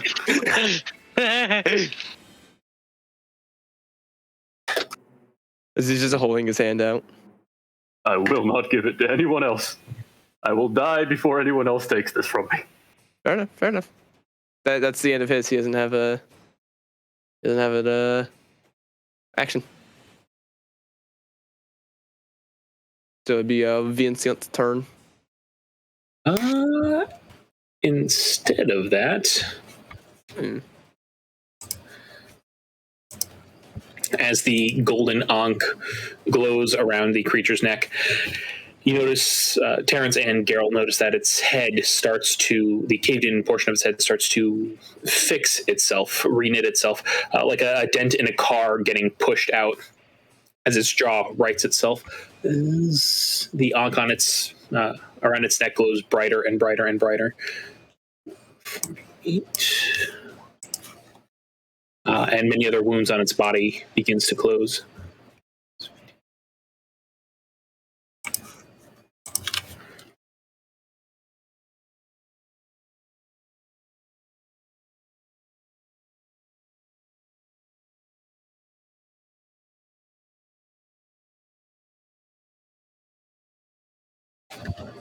As it stands up, it looks around. It looks between Terrence and Geralt and decides to attack Geralt. The bane Oh of my its God. existence. Yeah, I don't think he's landed a single hit on this guy. It's like it's getting a matter of He's pride just literally like been like and just like shielded every time. now. Yeah, I know.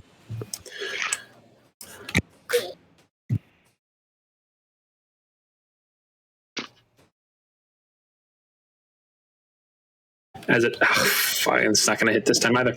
12 to hit, Nah. 25 to hit. 25 does hit. As the first attack misses, it swings and does like this leaping downward slash. And for this creature, like time almost seems to slow down as you see, even though it's a reptilian face, you swear that you see a grin on it as it finally brings it down and hits for 8 slashing. And at the last second, a sword comes up and parries some of the damage. He takes 4 points of damage as he uncanny dodges that. As he sees this, the creature just growls, this guttural growl, and there's just hatred in its eyes. It is fighting him with all of its might now. Yeah.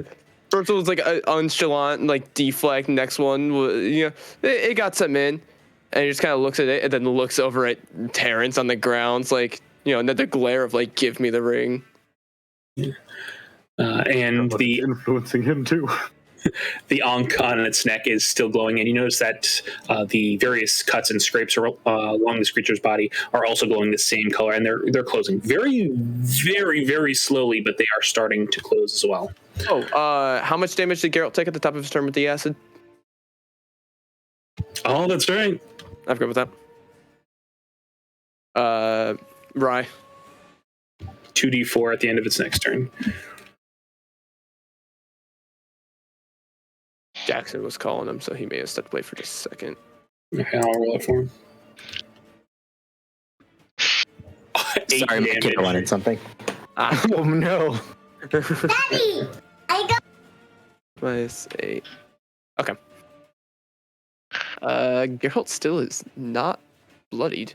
Yeah, I know. Like I said, you guys recruited him. It's like I knew that it was an option, but I didn't think, oh, right, he would actually be a fucking horror to fight. A menace on the back. And he's legendary for a reason. All right, Vincent, as Rachel is in front of you with Montoya on the other side, defying you, trying to stab you with daggers. A fanatical zeal in her eyes, as she can't seem to keep her eyes off of the cardigan in Terrence. Oh yeah, we know what's happening here. Yep. Daddy, That is a I 27 to hit saw a little tournament. That's a hit. for 12 points of bludgeoning damage. Rachel is down. I'm going to get this tournament have some day.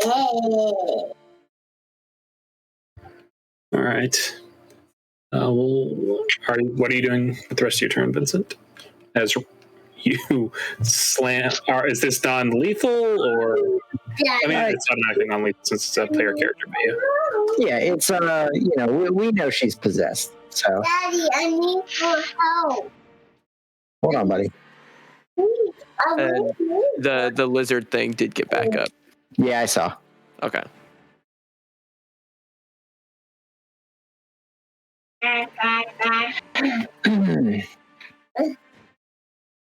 Second attack. That is a 19 to hit. That'll hit. Or 14 points of bludgeoning damage. 13 or 14? 14, sorry. It's looking pretty rough again. Bonus action pommel strike. For that's an 18 to hit. That'll hit. That is a D4. I need your help. I need your help.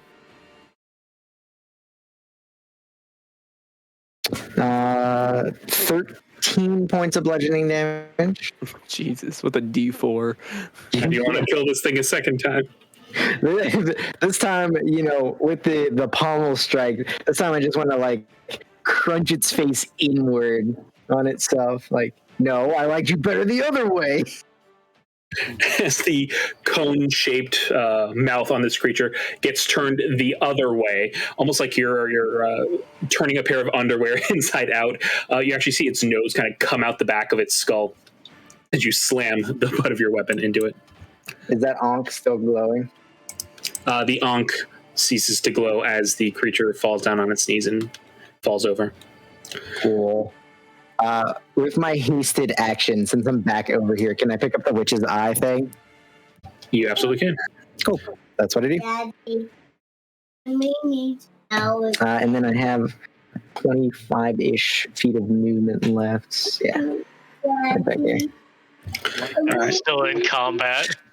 Yeah, I'll say we're effectively, for the most part, out of combat. We'll go in order, just to because Rachel still needs to make her death saves. Sure. Terrence, what would you Well, like if to it's not lethal, that's just unconscious, right? Otherwise, that would have been a lethal strike. Yeah, technically. Yeah, I'll go there. All right. So yeah, I'll say we're out of combat. Rachel, you are on the ground, unconscious. If Vincent hadn't come and attacked me, my plan was to run straight for that door. That's what the intelligence check is for. bitch. Yeah, let me put you guys back on the map for a moment so I can explain because it makes a little bit more sense. These doors, like, there are no ladders or anything to get up to the next level? Yeah. It's because that's what these doors are for. Oh, They lead to a small stairwell that leads up. That's why it's like intelligence check. It's like you just saw these, but it's like you rolled low. It's like I just climbed the bookcase. Problem Exactly. solved. I walked up the bookcase. Exactly. I was actually planning from this position to actually just go for the main door because that was the closer of the two doors to just sprint through because it's open actually. Yeah. Get the monkeys, the mobber. Oh god. All right. So, after this fight, surrounded by just death and destruction, what would y'all like to do? There's still these silver shoes in the center of the room. You've picked up the items from the witch. There's also some more potion bottles. Actually, you know what? You guys need to make investigation checks if you want to see stuff. What would you all like to do with Rachel unconscious in the middle of the room? Well, I'm gonna go down, just walk, completely sideways down the case, and I'm gonna retrieve my sword. Wait. I'm pretty sure he was alive and ran away. Did he take it with him? He absolutely did. That's what Fucking bitch. That's what Expelliarmus does. I don't know Harry Potter. Out of character. Yep. It gives their weapon to you. Fucking ran away with my sword. I'm gonna kill a bitch.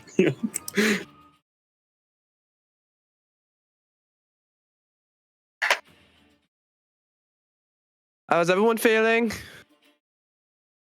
Terrence just groaned.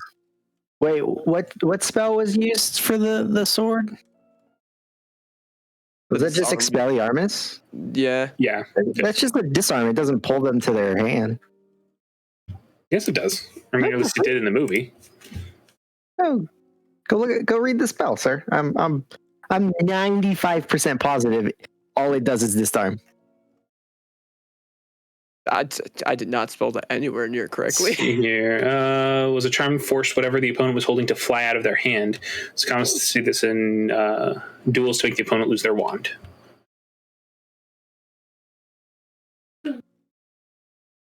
Just, I think what happens is usually in the movie they disarm someone and then just usually catch it. Yeah, which this character would have done. So I'm playing it as that's what it does. That's part of the spell. Alrighty. Yeah. He wanted the lightsaber. He's like, this looks cool. Runs off with it. Yeah, it's like, here's a sword hilt. Daddy. And hey, it's like you guys know where they went. So what are you all doing as you're in this library post-fight? Yeah, I was like, how was everyone feeling? I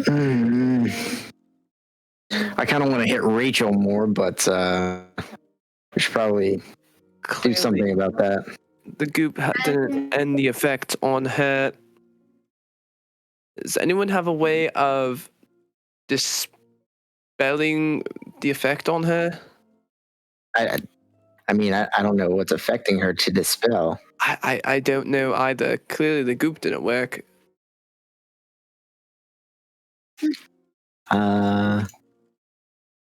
Would a dispel magic work on it? I don't know. You're Monroe has dispel magic. the dispel. You're the magic man. I feel like you would know. You can roll an Arcana check if you'd like. Oh, of course. Yeah, healing magic isn't really your forte.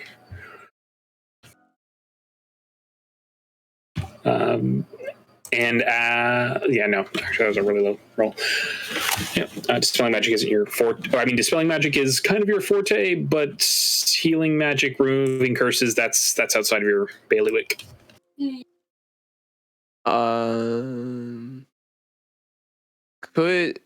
Would Gary have any? I actually haven't really played the games or anything. Does he have any knowledge of anything like this?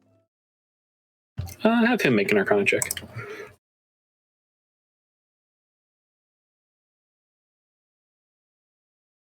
Same. The literally exact same roll and everything. Geralt is going to kind of shrug slightly. Magic seems to be working a little bit differently in our worlds. I have some ideas how to do it in my world, but this one, you would know better than I would. Does he go over and grab the silver statue that's been sitting on the table as well? Yep, slides it into his pouch. Yeah, absolutely. You paid him ahead of time? Yeah.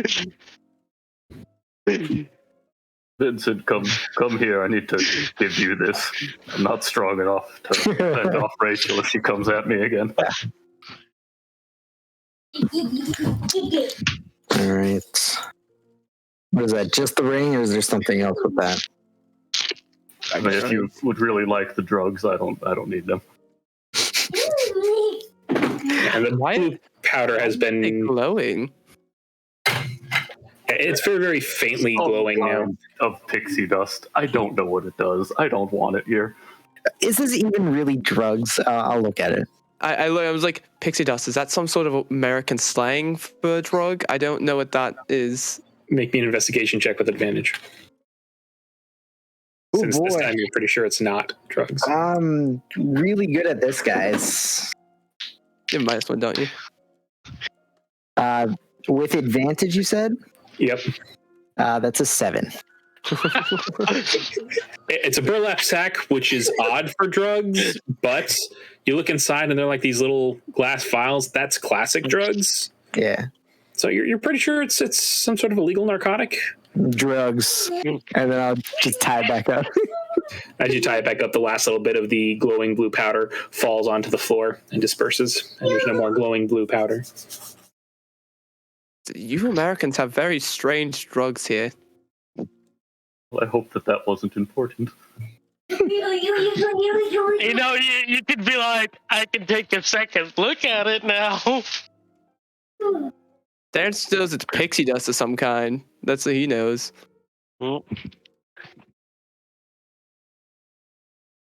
Interesting. All right. I saw a bunch of them run over that way. I sort of lost sight of them after a while. We could go after them, but we all look a little injured. I do not think we're in any state to go hunting down more enemies. Montoya, how are you feeling? They kind of look at each other. Not feeling great. And Monroe nods. Agreed. I took a few nasty hits there. Go put it. That was the teleportation one, right? Because we did the teleportation. Daddy, I'm now looking at podcasts. What teleportation? Whoa. That was the magic circle for teleportation, right? Oh, yes, it was. And in the center are the silver shoes that they were talking about. All right, well, they're all still in here. The force field's still up, but I don't know how much more we can really do here. If I have another rest for a while, I probably have enough energy to go on, but I don't know about the rest of you. Also, with Rachel, the way she is, clearly sleeping didn't really help her out that much.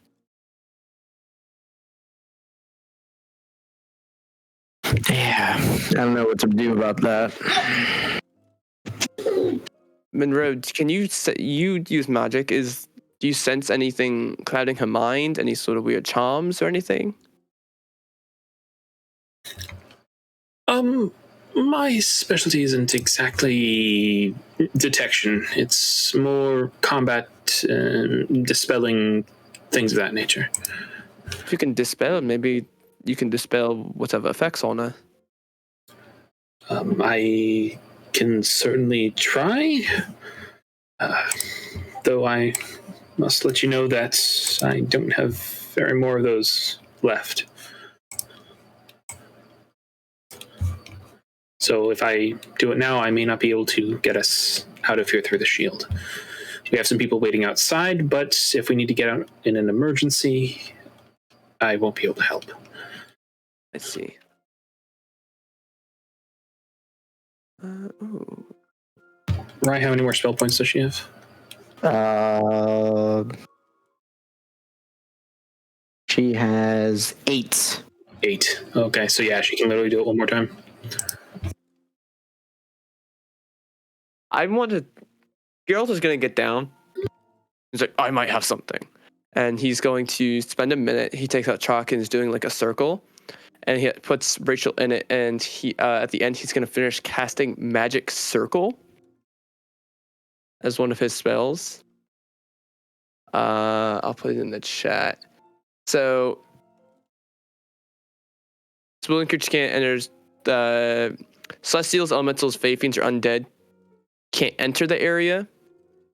They try to, charisma save, and creature targets within the cylinder can't be charmed, frightened, or possessed by the creature. So maybe if it's like something possessing her, it'll break away. Since if it's a celestial, elemental, Fae, Fiend, or undead, I'm hoping. Okay. And it doesn't give advantage or anything on future saves. Nope. It's literally like, this is kind of like an expelling potentially if it's one of those creature types. Like possessing or something of her. Okay. As he spends 10 minutes. It's just a minute. Oh, yeah, it is. As he spends a minute drawing the circle on the ground, and he makes a few sigils with his hand as the magic circle starts to glow a purplish pink. Rachel is placed inside, unconscious, and he sets her down.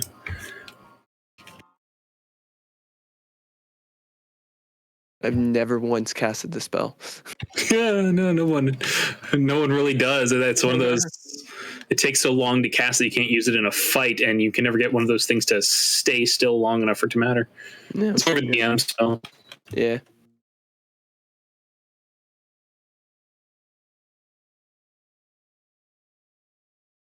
So I don't know if it's going to have any effect on her at all. We're trying, though. After he does cast it, though, he will say, this does add on to the feat. That spell does cost money. All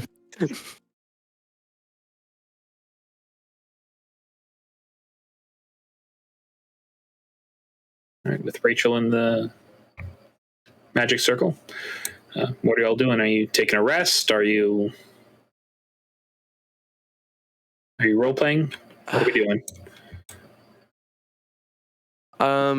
Do we want to take a rest? I don't know how fast all of you can recover. I'm pretty quick to stop and go. I need to talk to you and Vincent in private for a moment. All right. Away from our other compatriots. Mm-hmm. I think that Jerry might have also gotten a taste for the ring. Why do you say that? He was trying to take it from me there towards the end of that conflict. Did he assault you like Rachel has? Well, I could see it in his eyes that he might have tried to. He got distracted by that horrifying creature, though. Yeah, he was riding on the back of that dragon. I just think we should be wary of him.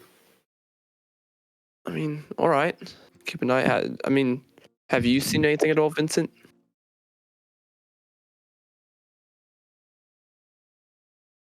Nope. I could try to break the ring. I mean, Yes, I think that's a wonderful idea. Why haven't we tried that yet? Well, to be fair, Rachel had it almost the whole time, so. Okay, let's try and break it. Do you think you're strong enough to break it? Ooh. What if we put the goop envelope inside another goop envelope? I don't think that it doubles in No? usage. No, that is not how that works in even the slightest. I mean, we could see if we can break it. Here, just lay it out and see if you can, like, I don't know, like, crush it. Like, Do we have like a nice solid surface? This is like very fine wood on the floor. I don't want to. I put it on the wood and stomp on it. I was gonna say, are you really that Oh, no, concerned don't after do you that. burning down the first layer? It was the dragon that caused that fire down there. As you put it on the floor and step on it, make me a wisdom save with advantage.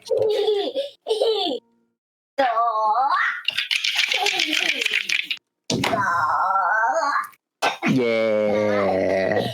That is 27. Jesus. As you step on it, you feel a slight tingle in the back of your mind, almost like maybe you shouldn't do this. And you step on the ring, and it's like nothing bad happened, but it was like an odd sense of fear or foreboding as you stepped on it. But the ring seems fine. The googly eye, one of the googly eyes, kind of pops off. The ring doesn't want me to break it, but yeah, I don't think I'm smashing it. If anything, that's more of a sign to break it if it doesn't want you to. Right, but I don't think I can physically. You just stepped on it. Why don't you use like a hammer or something? I don't have a hammer. What do I look like, a mason? I don't know. With arms like that, maybe. You do look As I'm very extra large. beefy. Yeah, you know what? I was missing a potion on my belt. Do you guys know where that went? I have Kind of no important. idea. Maybe it broke in the battle. Yeah.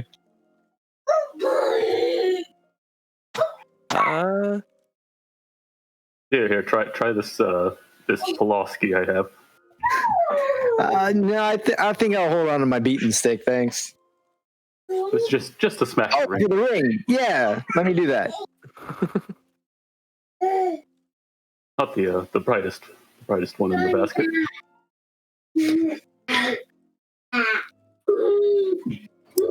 You hit it with a Pulaski. Yeah.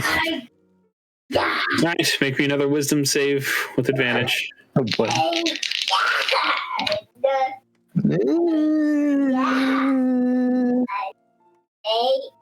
21. No. As you slam the Pulaski down onto this thing, you hear a deafening ting as the Pulaski connects with it. As you feel another tingle in the back of your mind, this time louder, saying more like a sensation of, "Don't destroy me, pick me up. All of your dreams can come true." But you are able to resist it. It feels kind of odd, but it's definitely encroaching further and further into your mind. Guys, the ring wants to give me a lot of money. How does a ring have second money? thought, maybe you shouldn't have that ring.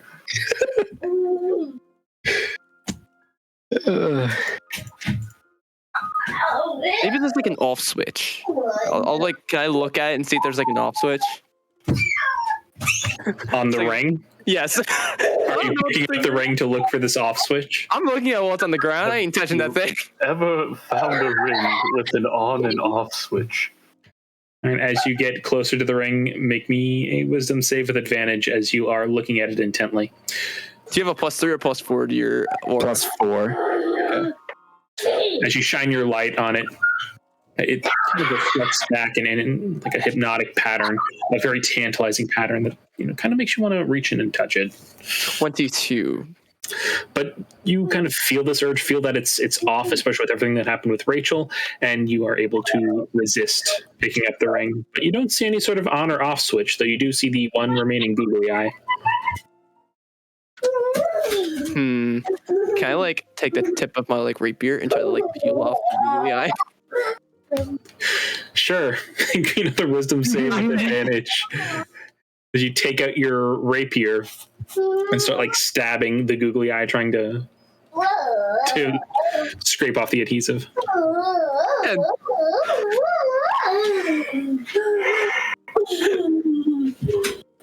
how much? 10. 10. As you start trying to scrape off the googly eye, Jackson. Rye, could you go to? What's that? Sorry. Sorry, could you go to push to talk for a little while? Oh yeah, sorry. That's fine. All right. As you kind of stab at the googly eye and then try to adhese the eye, you're like, you know what? The googly eye is actually kind of working, and you kind of leave it alone. This ring, it's just the way that the light is bouncing off it. It's tantalizing. It looks like such a nice ring. It's made of gold. It looks valuable. It looks nice. It would look so good on you. As you reach out and you pick up the ring. Okay, give me that ring back. We're done here.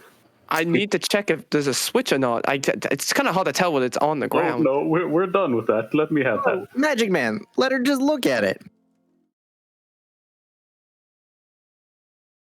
I will do. Yeah, I'll just kind of like look at my hands. You know, I'll put it on, kind of shake the googly eye. You know. You're putting the ring on? Absolutely. All right. I'll say. As you put the ring on, you disappear. You wanna run that idea by me again, Vincent? Yeah, just let her look at it. Yeah, maybe on second thought. As you put the ring on, from your perspective, everything around you, the color fades from it. As you find yourself in this space, everything around you looks the same, only muted in color, and it's hard to hear. Almost like there's an intense wind constantly around you, creating these black streaks as it strikes the objects around you, almost like you're in a sandstorm. You can still see and you can hear people, but it's hard to hear as you see Vincent and Terrence talking. Womp, womp, womp, womp, womp. I just kind of like, yeah, I'm just kind of like looking at the ring as it's on now. So I don't know exactly what it is. Can I like pick up the other googly eye that fell off and put it back on? You walk over. We're all gonna die here. It looked good with the googly eyes. I want to put them back on. Oh god. And try to pick up the other googly eye, but your hand falls through it. As you feel an odd whisper in your mind, "Take me back to my master, and you will be rewarded." Where's your master?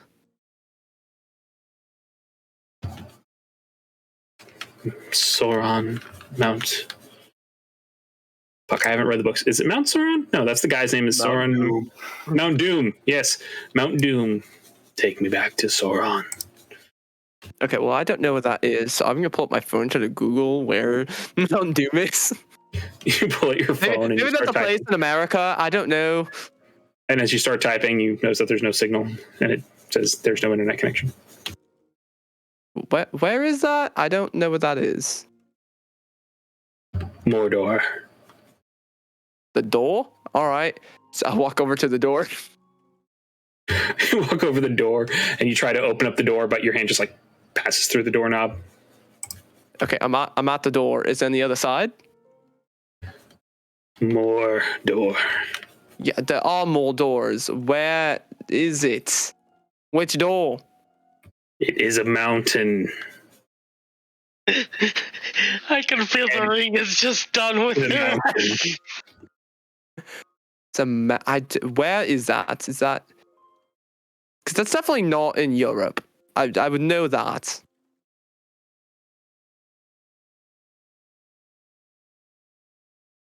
Do you have locations? As you are kind of pawing through this door, all of a sudden the doorknob turns. And we're back in the battle map. God damn it. All right.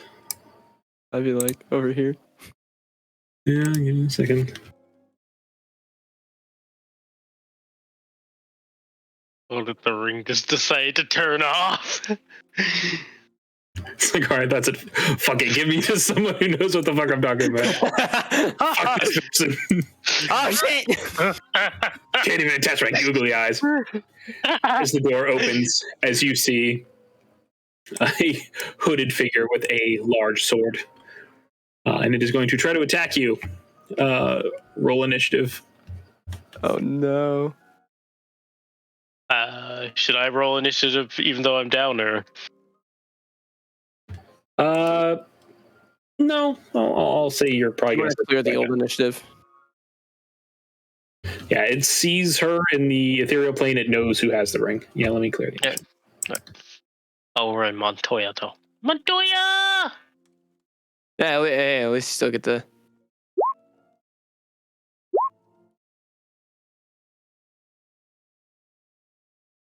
On Jerry.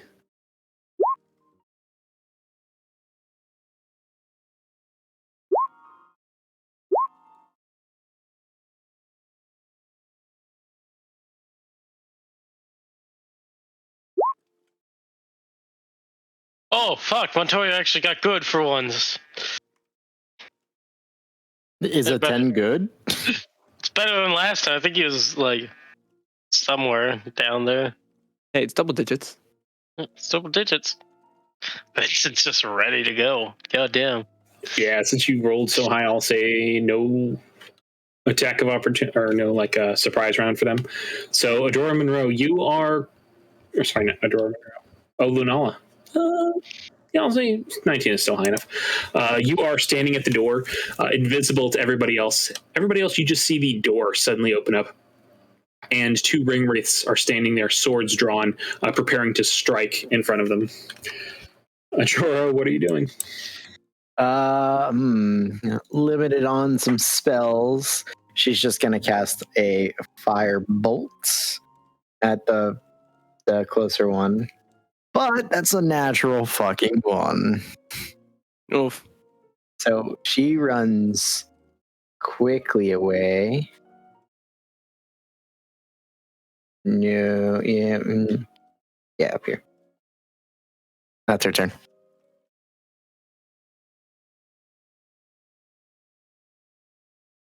Right.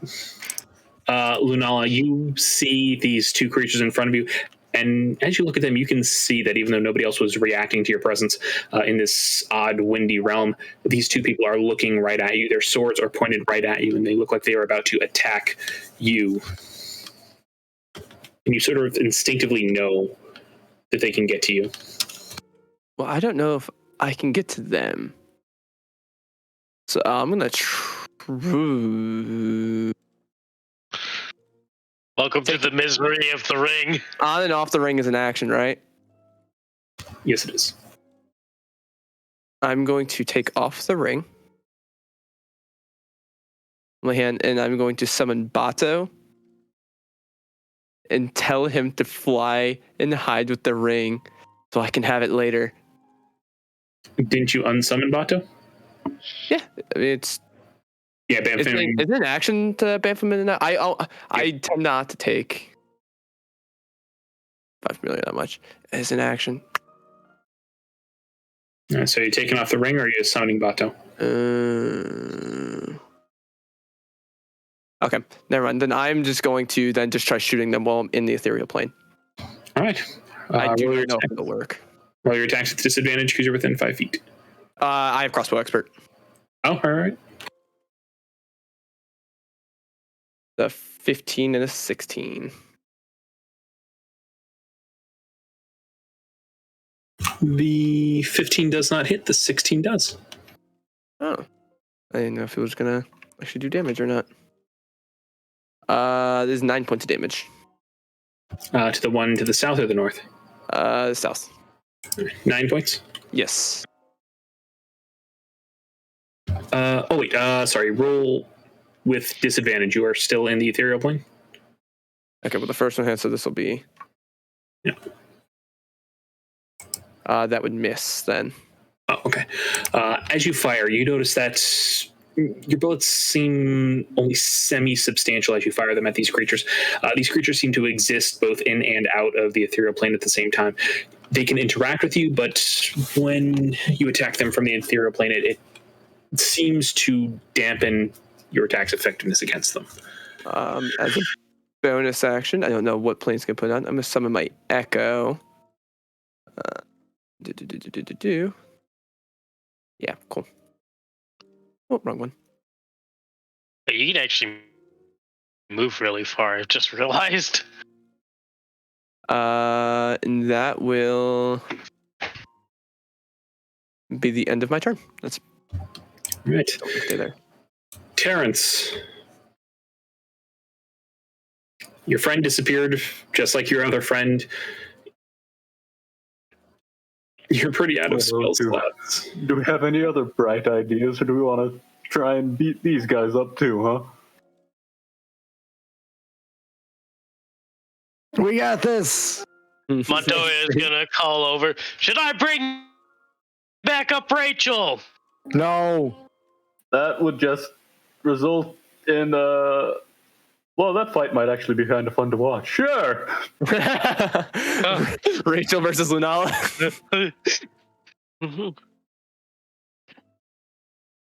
He's got a no, he's got a yes.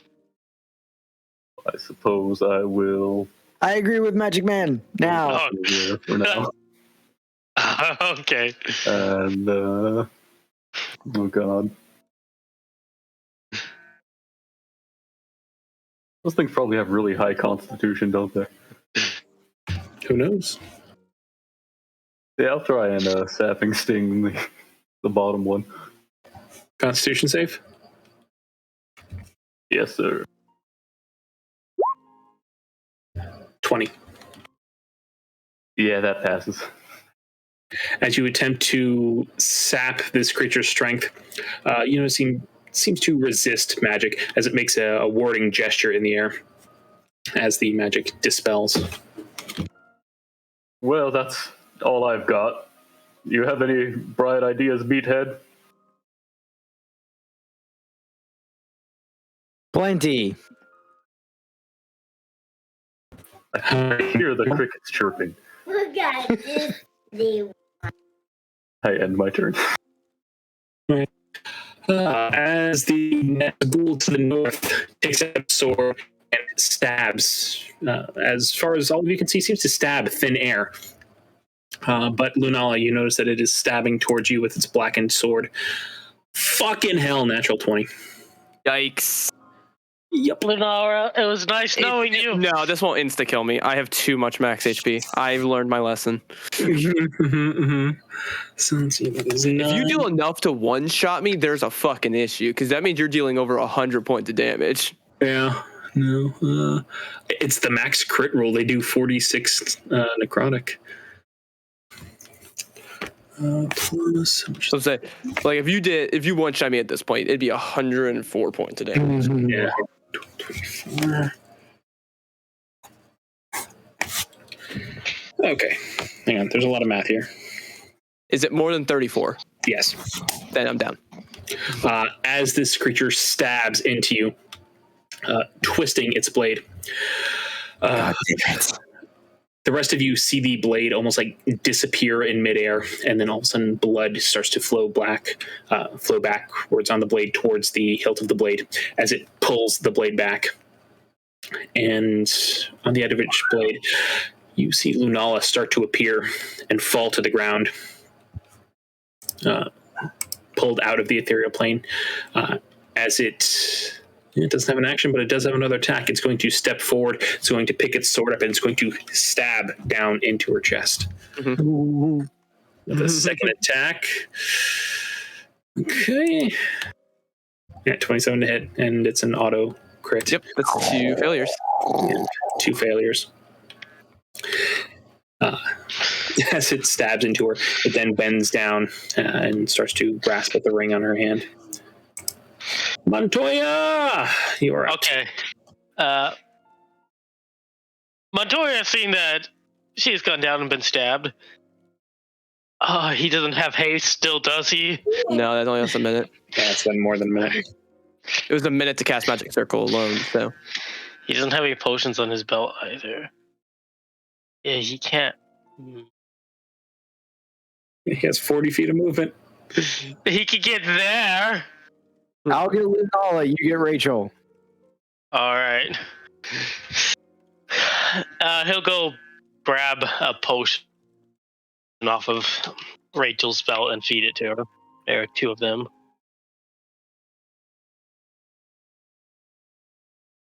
All right. He's feeding a potion to Rachel. Yeah. All right. Roll the potion. All right. Do I need to roll to see which random potion he grabs, or can I have him pick a specific one? They're just. Oh yeah. Which potions does she have on her belt? She has a health potion and then the ointment. So one definitely looks different than the other. All right, then yeah, I'll say health potion is evens, ointment is odds. All right. 1d2. It's a pepper.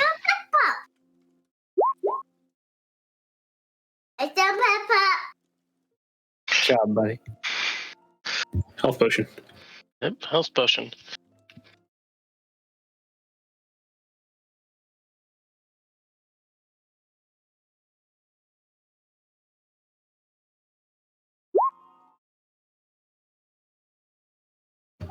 As Rachel heals 6, but is still unconscious because she was knocked out. Oh. I'll say I'll take some sort of an action for someone to like shake her awake. Can he still shake her awake then? Because he really can't. I guess he could run into range and fire at.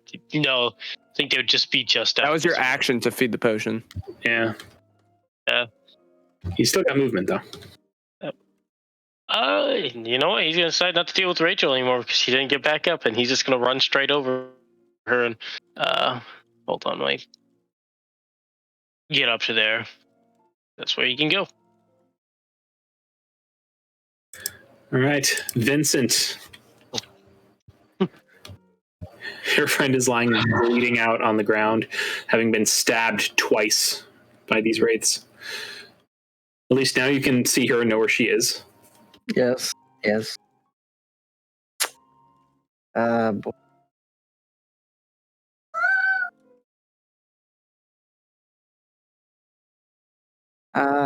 Jesus. He can't help you now. Hear the ring rat said.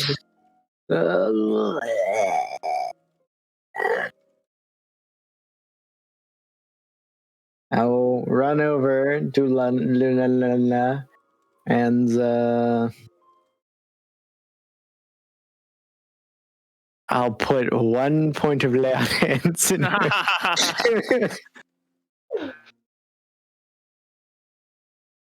and then with an action, I'm gonna cast protection from evil and that is my action. No. No. Unala wakes up coughing, sees the wraith going for the ring, and she like turns her back and like curls around it. It's like, no, it's mine. We'll deal with that later. I'm gonna use a bonus action to cast Define Favor on my beaten stick. All right, as your beating stick starts glowing with a golden radiance. Is that your turn? That is my third. All right, Geralt of Rivia says, "Where the fuck are these things coming from? They keep finding us." He's gonna run over here, and then he's gonna yeah, he'll go for the north one because it doesn't look like these things haven't been attacked really yet at all. So, oof, that's a 9 and a 19. 19 will hit.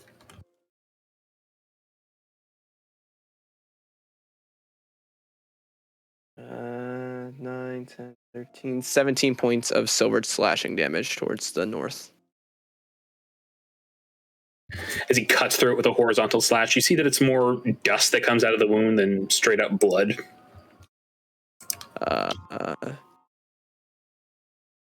Yeah, then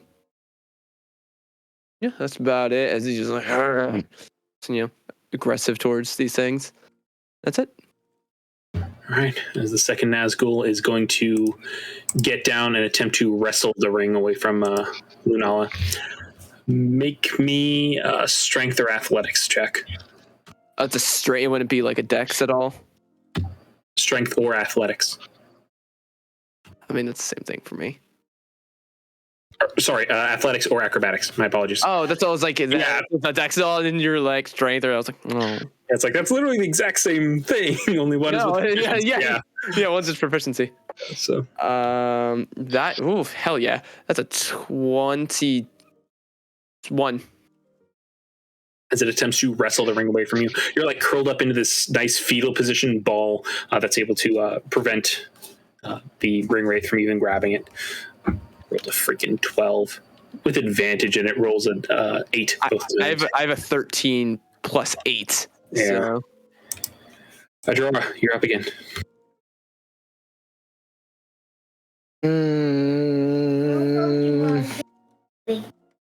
Shit.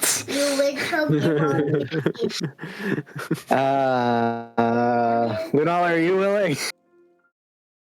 Depends what you're doing. She yells over, "I'm gonna get you out of there!" And then she's gonna attempt to cast the warp thing again. If you say you're gonna be out of the things that are gonna kill me, yeah, that's fine. Where am I going? On top of the bookshelf. On top of the bookshelf.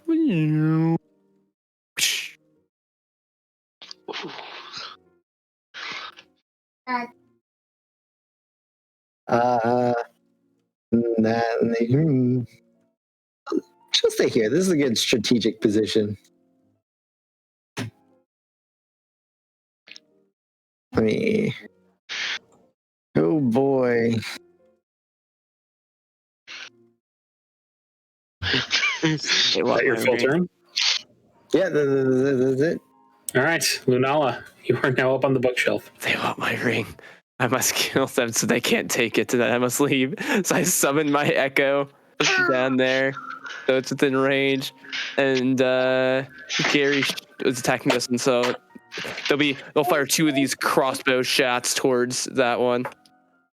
Fucking natural one. Which one? That north one. All right. And then the second one's a 25. 25 will hit. For 7 points of damage. Yeah. As the shot slams into it again, dust sort of like starts spilling out of the wound as it takes the arrow and actually like pulls it out of its own gut and tosses it off to the side. Move 5 more feet away from it, so I'm going to. The farther I can get, the better. And I'm gonna unprone myself as well. And that's it. All right, Terrence, buddy, you're up. Is Rachel still asleep? Yes. I'm gonna bitch slap Rachel awake. All right. Yeah, I'll say no check. As you using your action, you go forward and you slap Rachel across the face. Rachel, you are in a deep sleep, haunted by dreams of fanciful rings and thoughts of betrayal. And all of a sudden, you feel a sharp pain on your cheek as you wake up. As you kind of like get like a little bit of his beard in your mouth, and you kind of spit it out, and you look around and you see your team fighting off 2 ring wraiths. You're in some sort of an odd magic circle. You remember everything that's been going on, but it seems kind of distant, kind of like it's something that happened a day or so ago, but you know that it happened today. As you are awake. We're under attack again! Oh god! Oh god! Hey, Rachel, Lunali has your ring. Oh no. The ring! Ring! Give it to the ring race! Oh, you want to go get it from her for us? Sure? You see it all from up top, like look down at you, death glare. Wonderful flash. Okay. And I think that's my whole turn. All right. Nazgul's turn. I'm going to say a perception check to try to find Lunala, because that is actually a pretty good place to find. Yeah. They look around and they kind of see the warping space from where Lunala was placed, as this one is going to say action disengage. You bitch. Doesn't work with me. Yeah, that's right. Make your attack. It's that. 24 to hit. That'll hit.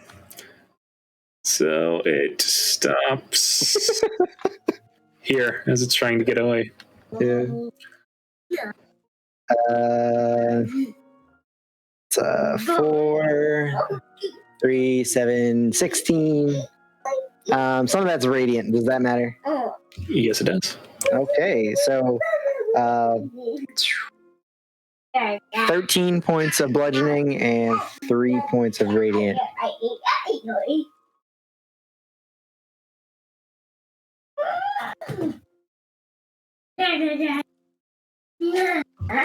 As your beaten stick slams into this creature's back as it's trying to get away, the radiant light from it seems to actually soak into it, burning a large hole about like 5 or 6 inches in diameter across this creature's back, leaving a large indentation, almost like you hit it with a very large bat rather than the slender club that you have. Oh, it's beating time.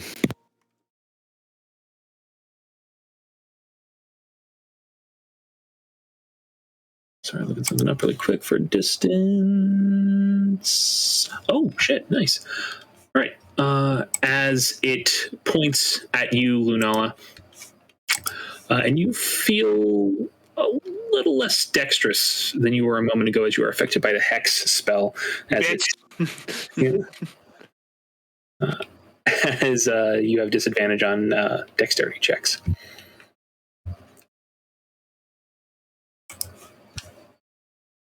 Right. And Montoya, what would you like to do?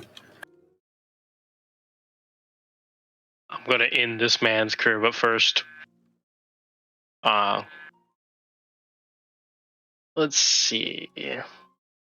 He's down a rage.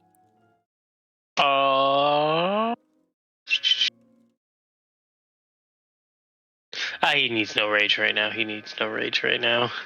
He's gonna open up with his shotgun for 2 shots. Okay, that is a 10-foot cone. Oh, that's right. He'll pick up there then, and kind of. Actually, he'll go over here. In fact, to be extra safe. Okay. I'm sorry, Vincent. I just watch him like raise the shotgun, like nope, nope. Here we go. Yeah. It's like, check the line of fire. Oh shit! Sorry. Used to working with Monroe. 21 hits both times. You did not rage, so 12 damage. And that will be the end of his turn to shoot that thing twice for 12 damage. And after the radiant hit to the back and then 2 shotguns also to the back, he's looking pretty hurt. Vincent, you're up. Hold on. Well, stop pulling on her. All right. I'm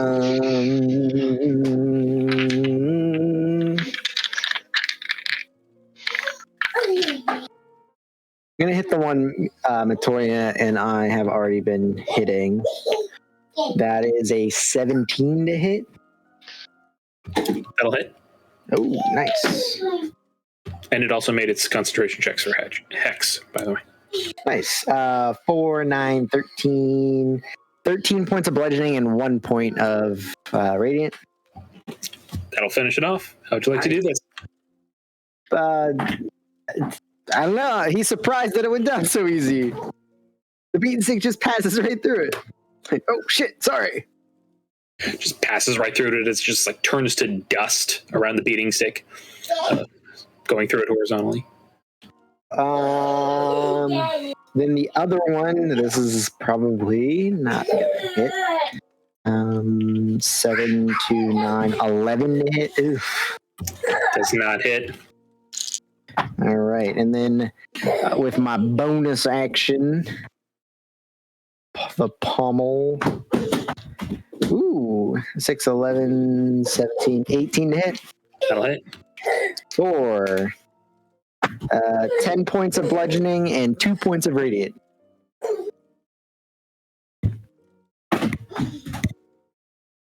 As again, the radiant damage seems to burn a much larger hole into it as you slam the beaten stick into its stomach.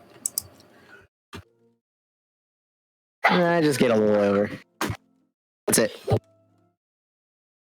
All right, Geralt of Rivia.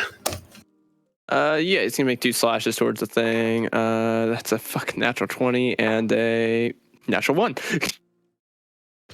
All right. So 11, 12, 13, 19, 19 plus 24, so 44, 43, 47. Oof. Nice. It just like cleaves like down the collarbone, just trying to like bisect it. And he does so, and this creature is looking on its last legs, but it's still standing. All right, as it's going to attack, it really doesn't like that radiant damage that you've been throwing around, Vincent, as it takes its blackened sword. It kind of looks like it's going to run towards Lunala up here, but it saw how you were able to expertly stop its friend. So it is going to attack you for... There we go. Fucking hell. Natural 20. Yeah, I'm gonna have to check, but I think that hits. Yeah. So it is a lot. You're at full HP, right? No. That's 27 base. Then the crit damage is 8 and 6, 12, 24, 32. Jesus. 59 damage. Slashing and necrotic if it matters. I'm down for sure. Oh, God. Like, that's a lot of damage. That's more than your max, right? Nah. It doesn't put me. It doesn't make me insta dead, but yeah, that's more than my max. Yeah, and say like that's because that kid starts getting close to my HP. I'm like, Yeah, that would have one shot me for sure. I'm down. All right. Yeah, that was a meaty hit and rolled max on like a couple of different dice. So, all right. As you drop to the ground, actually, still has another attack. Do it, coward. Yeah, it's going to do it.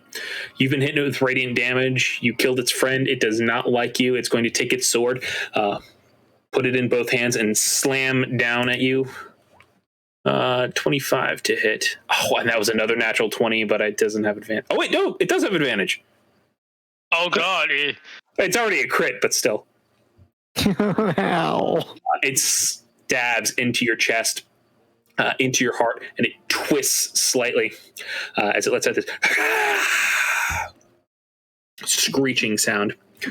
It picks up the sword and it looks up at Lunala, and it's going to risk the attack of opportunity from Geralt to try to. yeah, absolutely. Yeah, That's a 21 to hit. I'll hit. Ooh, I rolled really shittily.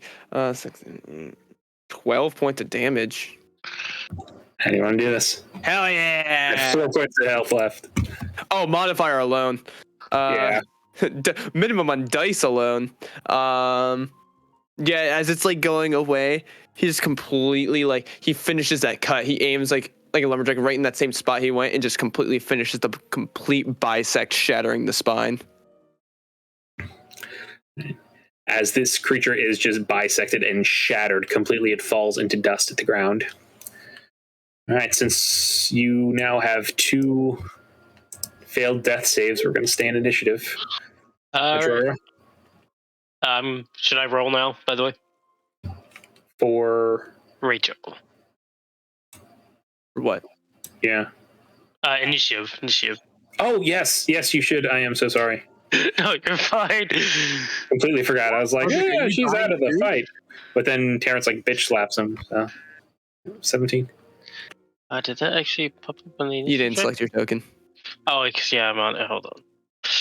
I put it on there. 17. Oh, thank you.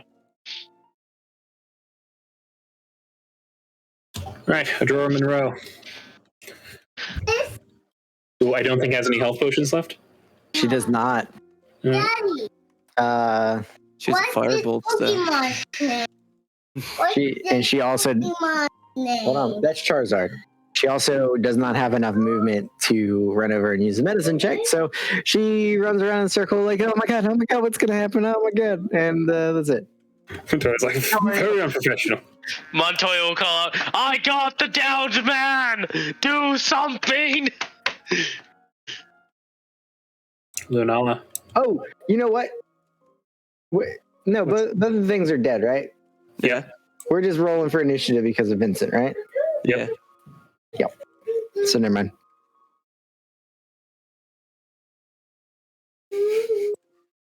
The thing vanishes, and that's it. Alright. All right, Rachel, you're prone in a circle. Yeah, I'm gonna get up and I'm going to do what Terrence told me. I'm going to dash as well. So that gives me like 45 feet of movement to get about there. She'll step out of the circle, seem to take a pause for a second, and then take off after Lunara. And I'll say Terrence, since you're close, roll me an insight check.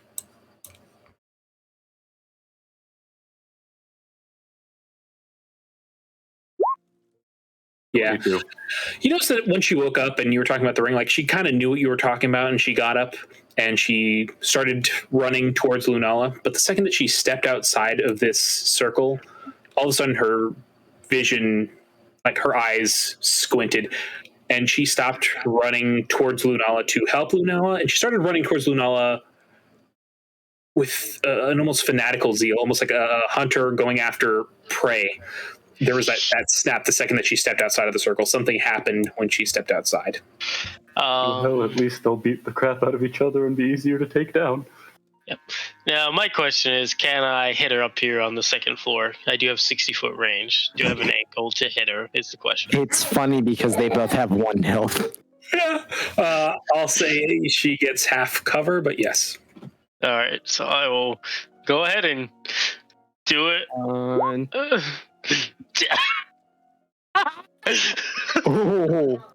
You're kidding. I'm unconscious. What is it? Natural 20. You're kidding. Of course. I mean, he doesn't have nearly enough damage to one-shot me, but yeah.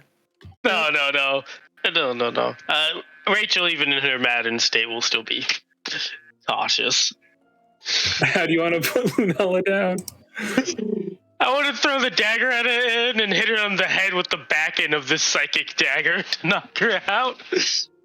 Yeah, she just makes this beautiful shot as Lunala is running, and she's running at the same time. She matches her pace, flings it, goes right into her head, and then Lunala actually slams her head against the bookcase off to her left, and then kind of rolls onto the ground unconscious.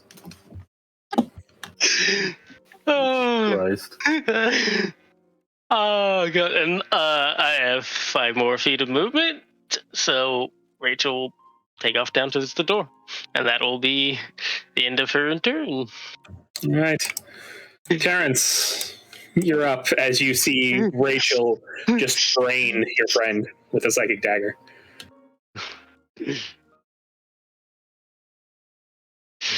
I did not think this ring was going to be this much fun.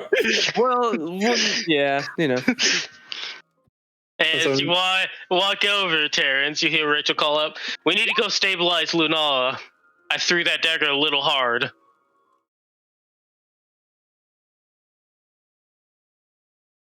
she's totally gonna murder you. I love it. All right, so Sapping Sting, con save. Or two. Me? Come on, give me a con save, Rachel. All right. Oh god.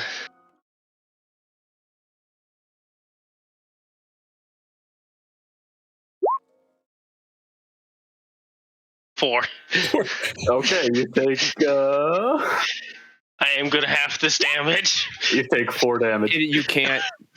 That's not an attack. It's saving throw. Oh no, I'm still up though.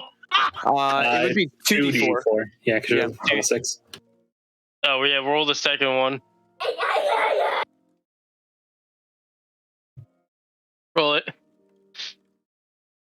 Do it. Another D4. Yeah. Oh, that's just enough. I go down. So all of a sudden you feel this jolt of pain, almost like you're hit with a taser, go through your body. You actually run forward and you kind of fall and you face plant into the wooden door in front of you. And you now have like a bloody nose as you are unconscious. Okay, this is Oh my god. gonna take a little bit of cleaning up. Oh god. And I'll say we're still on initiative because you're still Dying. Yeah. Montoya, you're up.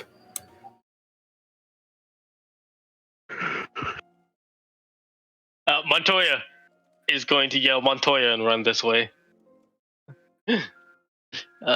He'll dash. He has nothing else to do. Oh yeah. Does anybody even have any healing potions left? I Sure we do. don't. Rachel does.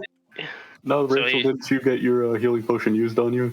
No, I have. I still have ointment on me. That's why he's dashing. He knows I have a second potion on my belt. That's right, he does. Okay. I think he has 80 feet of movement. He does. So he's gonna dash all the way over to Rachel, and as he passes Terrence, he's going to inform Terrence that Rachel still has a potion on her. All right.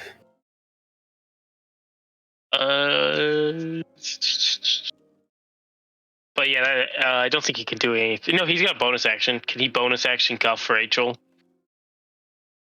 Bonus action, what? Cuff Rachel. Because he Put her is in head. handcuffs. Yeah. Oh, no, I'll say that's more of an action kind of a thing.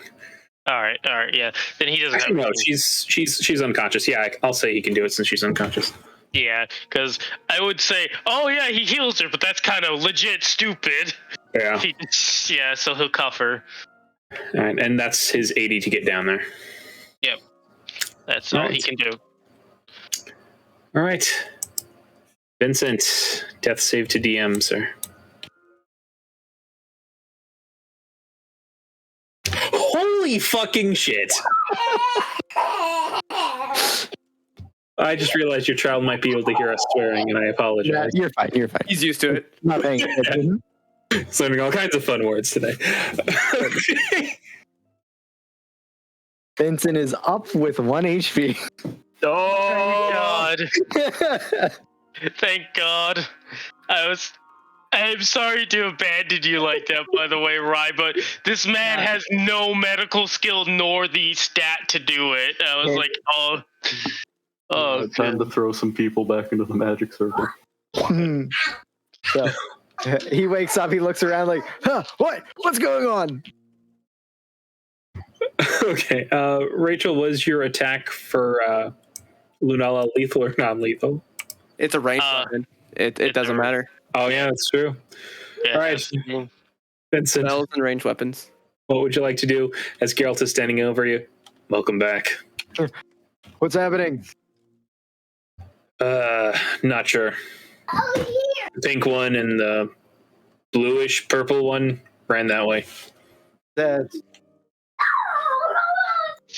no. 30. Half movement. Oh, right. You're right. So 15.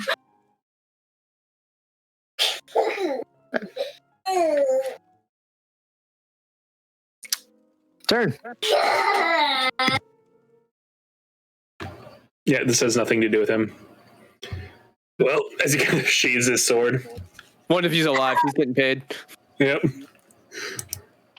You're dead. Monroe, can she do anything?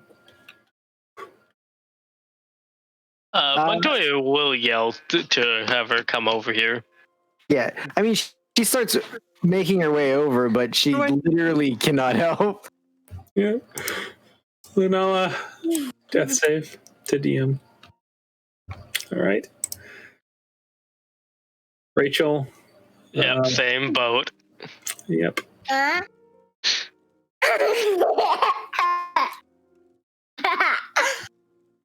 right. Terrence. All right, I think Terrence is just going to try and stabilize Rachel. All right. Medicine check, sir. God, I've been rolling so awful. As you try to stabilize her and you kind of pull her head back from the door, and then you kind of lose the grip on her hair, and then she actually like slams her head back into the door. You know, I think you deserved that one. And is there anything else you're doing with your turn?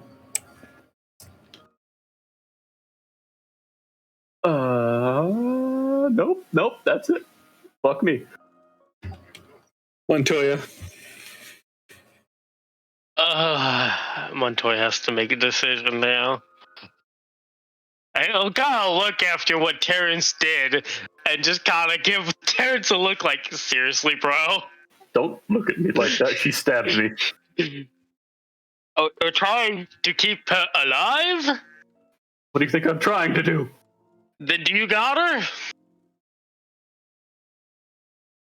Perhaps you should help. Alright, he'll take the potion off the Rachel's belt and use one dose on her. All right, roll for your health.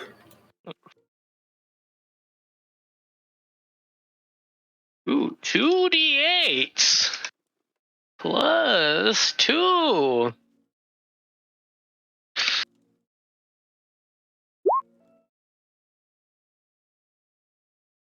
All right, 14. Nice. And then he's going to, as Rachel comes back, she kind of gasps and kind of glares at everyone, and then yells at Terrence. And Montoya just doesn't care. He just walks off with the potion. And he's going to go through the door and go upstairs. He's going to try and make it to Lunara as far as he can go. All right, I'll say it takes about 20 feet of movement for him to get here. All right.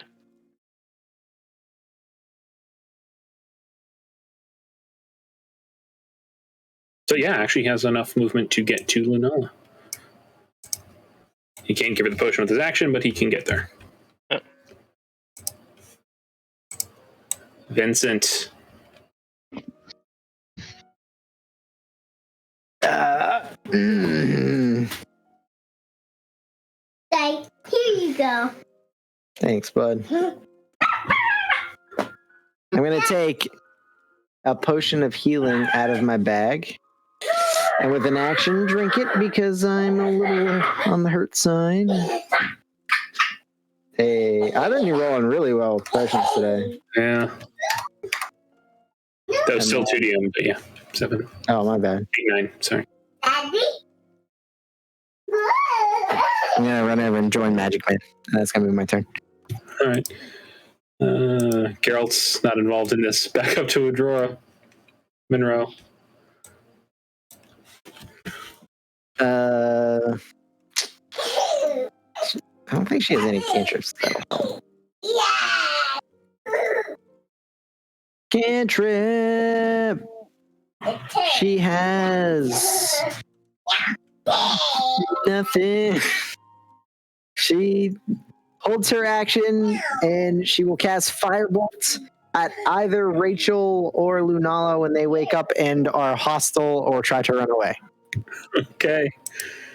Lunala, another death save to DM, please. All right. Rachel, you are stabilized and handcuffed. As you come to. Nope. Oh God, she's dead. What?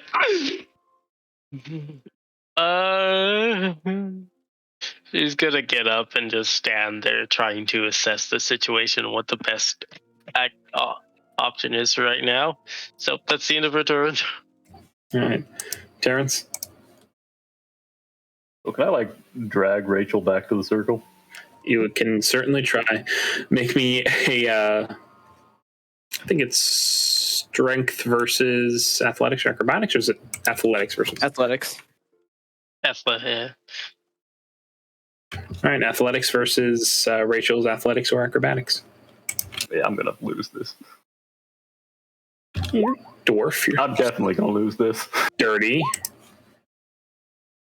Wow. Wow. Barely. You still got your inspiration. Yeah, fuck it. I'll use my inspiration. Yeah. That works. Rachel, are you using your inspiration or no? Oh hell yeah! I have Oh, nothing you else. Let me go roll again. Oh god. Just do this the easy way. Come on, Rachel. No. Yes. Terrence walks up to Rachel. He like tries to grab her, and she like kind of moves away. And this is like a really embarrassing display for both of them. Like he tries to like pick her up, and she's like trying to squirm and like knee him away because she's still in handcuffs, trying to like squirm away from him. And it's just embarrassing for all parties involved. They're both just fumbling around, but she's able to keep him at bay, mostly just like using her feet to like keep him away from arm's length. Yeah, come on, Vincent. Just Vincent, grab her. Yeah. Montoya, he's going to first, before healing her, going to kneel down on top of both her arms so she can't do anything with them when he revives her. All right. And then he will give her a dose of the ointment. He takes a scoop of the ointment on his finger and kind of puts it on the inside of her cheek. How much do I heal? 10. Nice. If anybody was curious, 2 death saves failed. I rolled a 2 and a 3. Oh my god. Yeah, I was considering like first getting the ring off you. I was like, I shouldn't. I'll take my action. But yeah, as you come to, Montoya's just sitting on top of you. Actually, that's a good point. She does still have the ring. Take the ring. Take the ring from her. Montoya, make me a perception check just to see whether or not he sees the ring. I'll say anything above like a 15, and he sees the ring. This is not gonna go good. Got to. Ooh. All right. He doesn't seem to notice the ring as he puts the ointment in her mouth. Yep. He's just sitting on her arms just as a precaution, and he's gonna look down at Lunala and go, "You good?" I'm fine. Okay, because you were kind of running away and being a little crazy there for a minute. Are you? I mean, Rachel's been the one crazy. She was the one attacking me. Yes, agreed. But you were acting a little odd as well. So how about we both go back, go into that nice circle, and we can talk about it from there. The ring saying anything to me? It's saying, get away, take me back to... he's trying to steal the ring. That's why he's got your arms pinned. He just wants to steal it. He's trying to lull you into a false sense of security. All right, that's fine. Just, I mean, I can't go anywhere with you like this.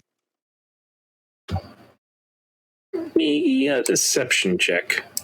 And Montoya, roll me an insight. Cover. He doesn't have any more up. Well, charisma's not my strong suit. That's an 8 minus 1. All right, 7 insight check from Montoya. All right. Does he have it? Right. Inside space is just a wisdom, right? Wisdom, yeah. Yep.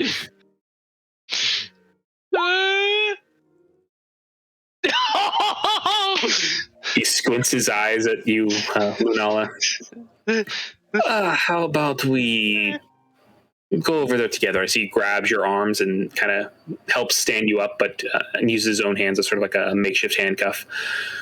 All right, I'm just going to take some precautions here. I've part of magic crimes for a reason. I can recognize when things are not quite right. We can get to the bottom of this. Let's just stay calm. We'll talk about it, and we'll figure this out together, all right? As he starts walking you towards the door. as we're just walking. Mhm. Oh yeah, does he have enough movement to start doing it? Because I would do something. I was mostly thinking like we were out of initiative now. Oh, if I can totally get out of this. All of a sudden the spirit appears and would attack Montoya. Oh my god. I don't need hands for that. Okay, then we're still in initiative. So Yeah. So I don't know if they do anything on theirs, but Yeah, so Vincent. he currently has me up and we're walking at this point. Yep, Vincent, you're up.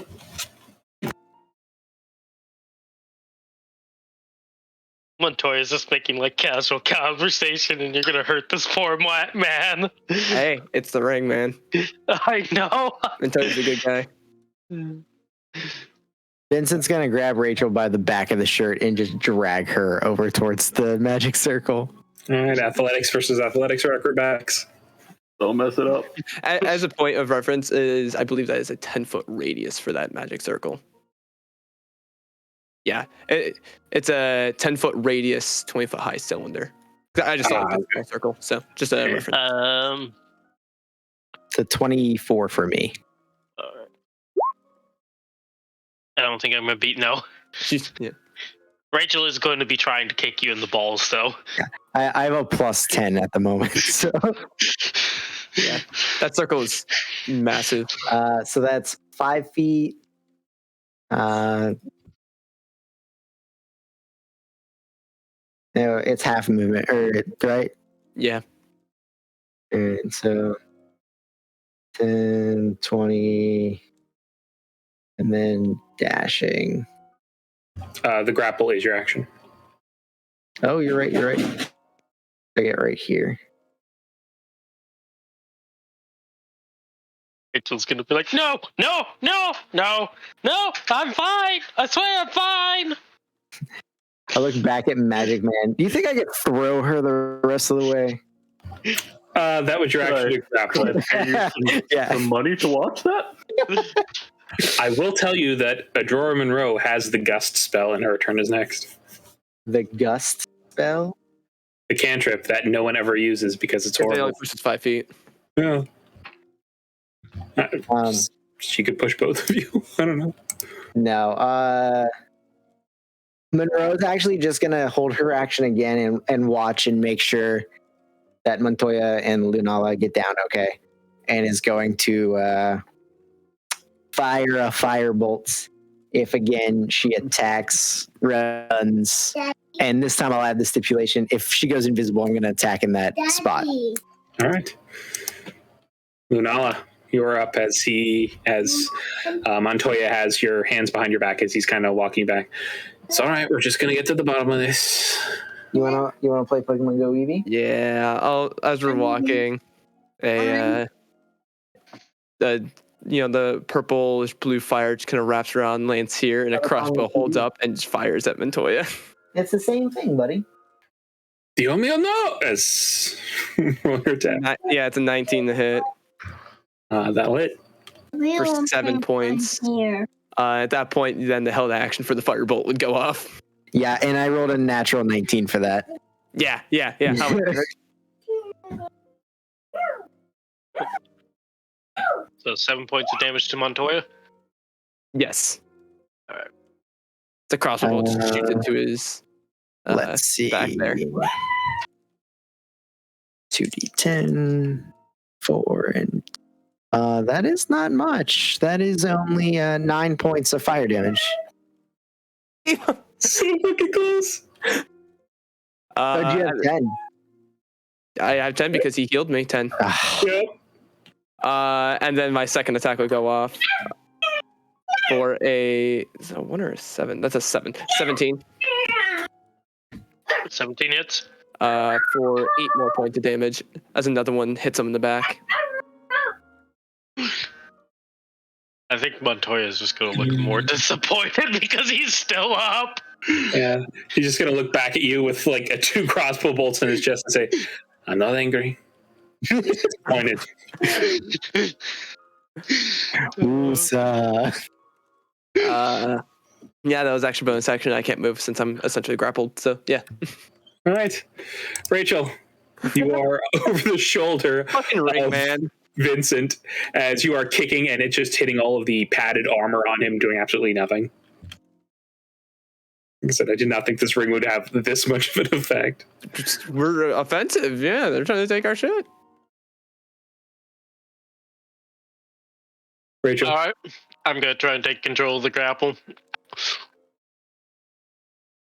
I know this is not gonna work. are you trying to escape the grapple, or are you trying to grapple him back?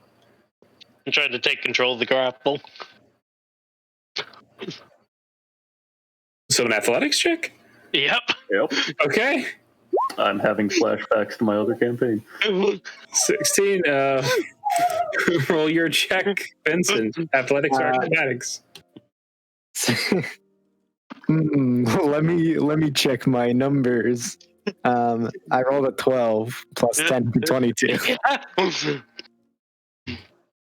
Plus 10? Oh, right, yeah. Yeah, plus 10 total. Yeah. All right, as you try to grapple him, you're over his shoulder and you like grab his front and grab his back and you like try to leverage yourself to like throw him off balance. He just like grabs your leg and like flips you back over his shoulder so that way you lose your own leverage and you're just like trying to grab onto him, flinging around using whatever little bit of your body weight you have, and he's just continuing to walk with you. Yep, that's the end of my turn. Terrence? Oh boy. I guess I'm gonna go help Montoya.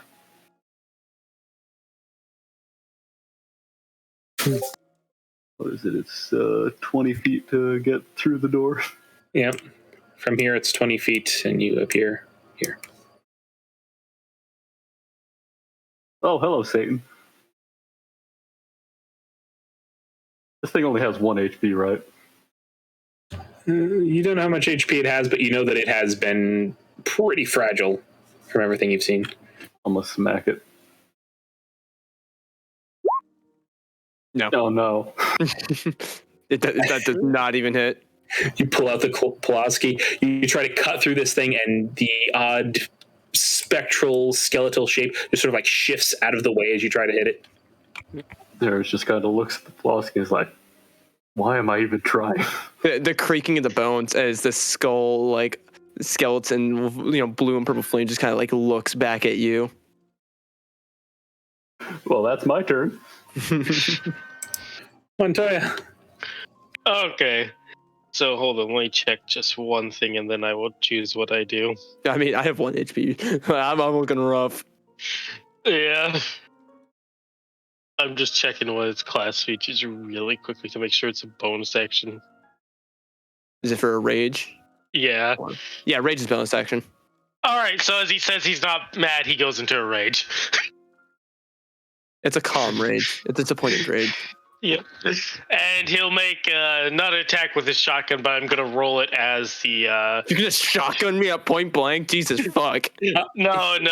I'm just going to... Unarmed strike. It's fine. He's proficient. Yeah, I'm gonna roll it. The shotgun's the only attack he has, so I'm gonna roll Gotcha. it. I was like, holy fuck, man, you're just No. He's going. I'm just using the shotgun because it's the only attack he has. Yeah, I'm not angry. I'm disappointed, and you are dead. Point blank. He'll also a reckless attack with this just to make sure this hits. No. He has this calm, quiet rage, like a mother who sees her child bring home the pet that she told them not to bring home, and there's just mud everywhere in the house. Yeah. It's silent. It's seething. As he takes both of his hands, and he like boxes your ears, Lunala. Yeah. With his strength mod, yeah, I'm done. Yeah. Oh God. All right. And Vincent, you can make 5, 10, 15, 20. Yeah. Yeah, at this point, they can do whatever. There's no way that either of us can do anything in this situation. Okay. But I will say... Yeah, no. I'll say we're out of combat for now. Oh God, it was so close. Lunala, you almost made it away. Yeah. As Montoya now takes the unconscious Lunala, puts her in a fireman's carry, and starts bringing her down the staircase and tosses her in the circle with Rachel. And I will text you the same nothing lawful. So what would you all like to do? As Rachel goes back into the circle, she kind of shakes her head a little bit and looks like she's clearing out her head right now for a couple of seconds. Yeah, as you get tossed into the circle, as you cross the wall of the circle, it's almost like part of your mind gets left on the other side of the circle. That pull, that tug, seems to evaporate. You know what happened, but it's kind of like a dream, or it was someone else, or you. One of those days where it's like you wake up on the wrong side of the bed and everything pisses you off. You drop your coffee, or you stub your toe, and things that normally wouldn't irritate you do. And when you think back on it, you're like, that's not me. That's who I want to be. And that's kind of how you're remembering this. Does anything specific happen? I know you messaged me, but does anything specific happen when the ring enters into the field? That's a good question. As the ring starts to enter the field, the blue cylinder concentrates a little bit more, and the hand that she was holding the ring in also was a pocket. The ring actually kind of pushes against the pocket, almost like the circle itself is an impassable barrier, and the ring actually falls out of her pocket and lands just outside the ring here, just outside the circle here. Terrence is going to on the ground. Back up. As you Terrence heads over there, Rachel's gonna yell, "Don't touch it! Don't touch it! Don't! It corrupts on touch." You don't say.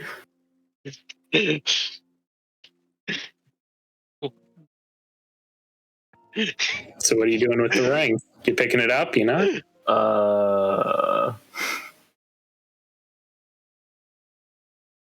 No, for now, we're just going to leave it there. Yep. All right. As it stays on the ground, do all of you give it like a wide berth? Are you entering the circle? What are you guys doing? In fact, Rachel will say, "Don't look at it. Don't acknowledge it. Just don't do anything with it." Wait, if we can put the ring in the circle, why not put the circle on the ring? I was actually just about to say, there is a inverse property I can do where I can essentially trap it within, but I need to recast and that's also going to cost you another chunk of change. Yeah, just put it on our tab. Rachel's like, "I can actually pay for that up front. You've done a lot for us, Gerald, and I can pay for that up front." His name is Jerry. My name is Gerald. Each of those costs 100 gold a casting. As I begin casting again. You said you could pay for it up front. Let me see the money. Yeah. Okay, hold on. Ugh. So, hold on. I actually gotta go get into my item set. Where did you go? Hold on.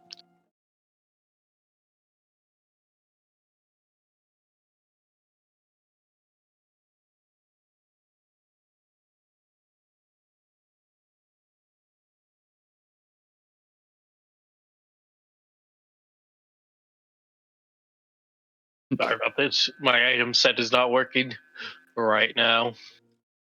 So I was gonna give him something. All right. I'm going to pull out the Tomahawk of Returning to pay him with. Yes, I know. I know it's a very valuable item, but I can't even use it. As he looks at it, it's like a stone sharpened tomahawk. Like, it's nicely made, but he's like, that's not worth 100 gold. And she'll give it a throw and show off its feature. Rescinded. As he continues drawing the circle. I'll take it. And she'll also tell him it is magical, so it works like your silvered weapons. Noted. No, shut up, I'm drawing. He continues to draw. And as he does so, the last remaining googly eye on the ring kind of starts to shake and vibrate, and then it looks up around the room. And then the ring itself starts to bend slightly as it starts to speak. Someone come pick me up.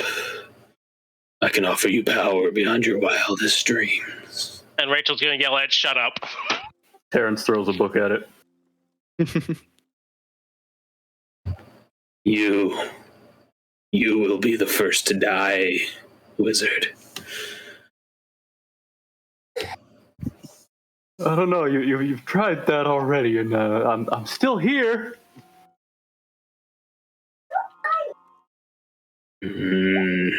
As the googly eye actually like reshapes and it makes like a squinting gesture as it looks at you, as Geralt finishes drawing the circle, as the new column shows up.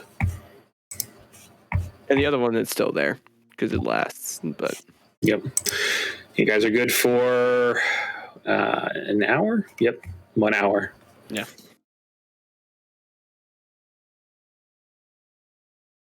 Are you guys like good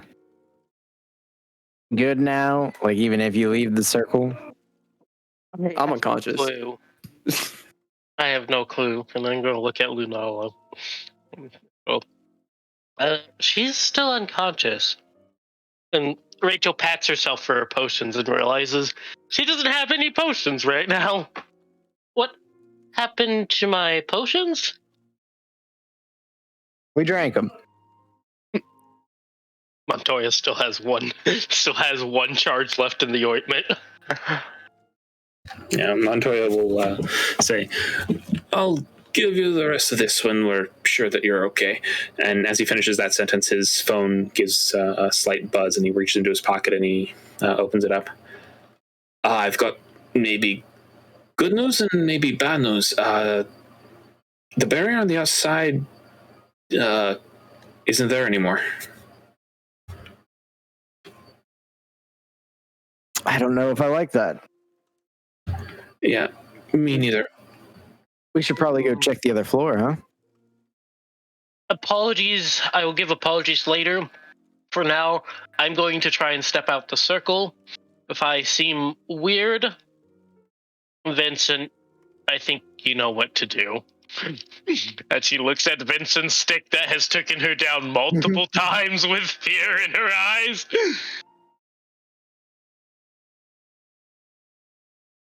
You step out of the circle? Yep. You step out of the circle and you feel okay. Mm. You good? I feel fine. Hmm.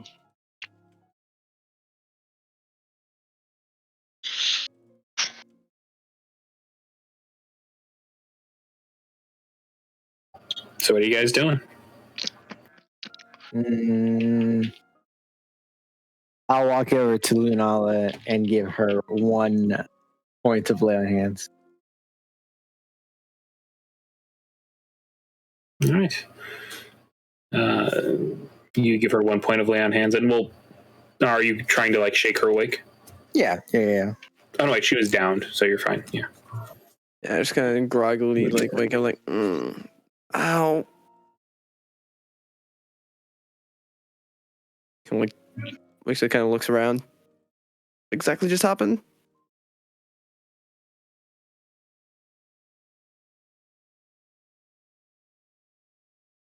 Let me ask you this first. Do you like rings? I kind of look at my hand that has a couple rings. I mean, yes. You know what ring I'm talking about. Oh, the idea that Vincent immediately hits her on the head again. Not no. Step out of the circle. All right. So kind of and kind of step out. The ring is right there. Do not touch it. All right. Don't All right, she's fixed. out to them, please. What She's Sorry, fixed. was that? All right, let's go. Hazy. What? You went the way of Rachel. Did I? It's a new monk subclass. Oh my Oh god. my god. Please, I would love it if Did I someone hurt made that. anybody? Did I hurt anybody? Well, I don't know. Let's ask Yes, Montoya. Montoya. Kind of like looks wide. I was like, oh my god, I'm so sorry. And she like quickly like goes and like grabs like a potion off her belt. Here. And tries to hand it to Montoya.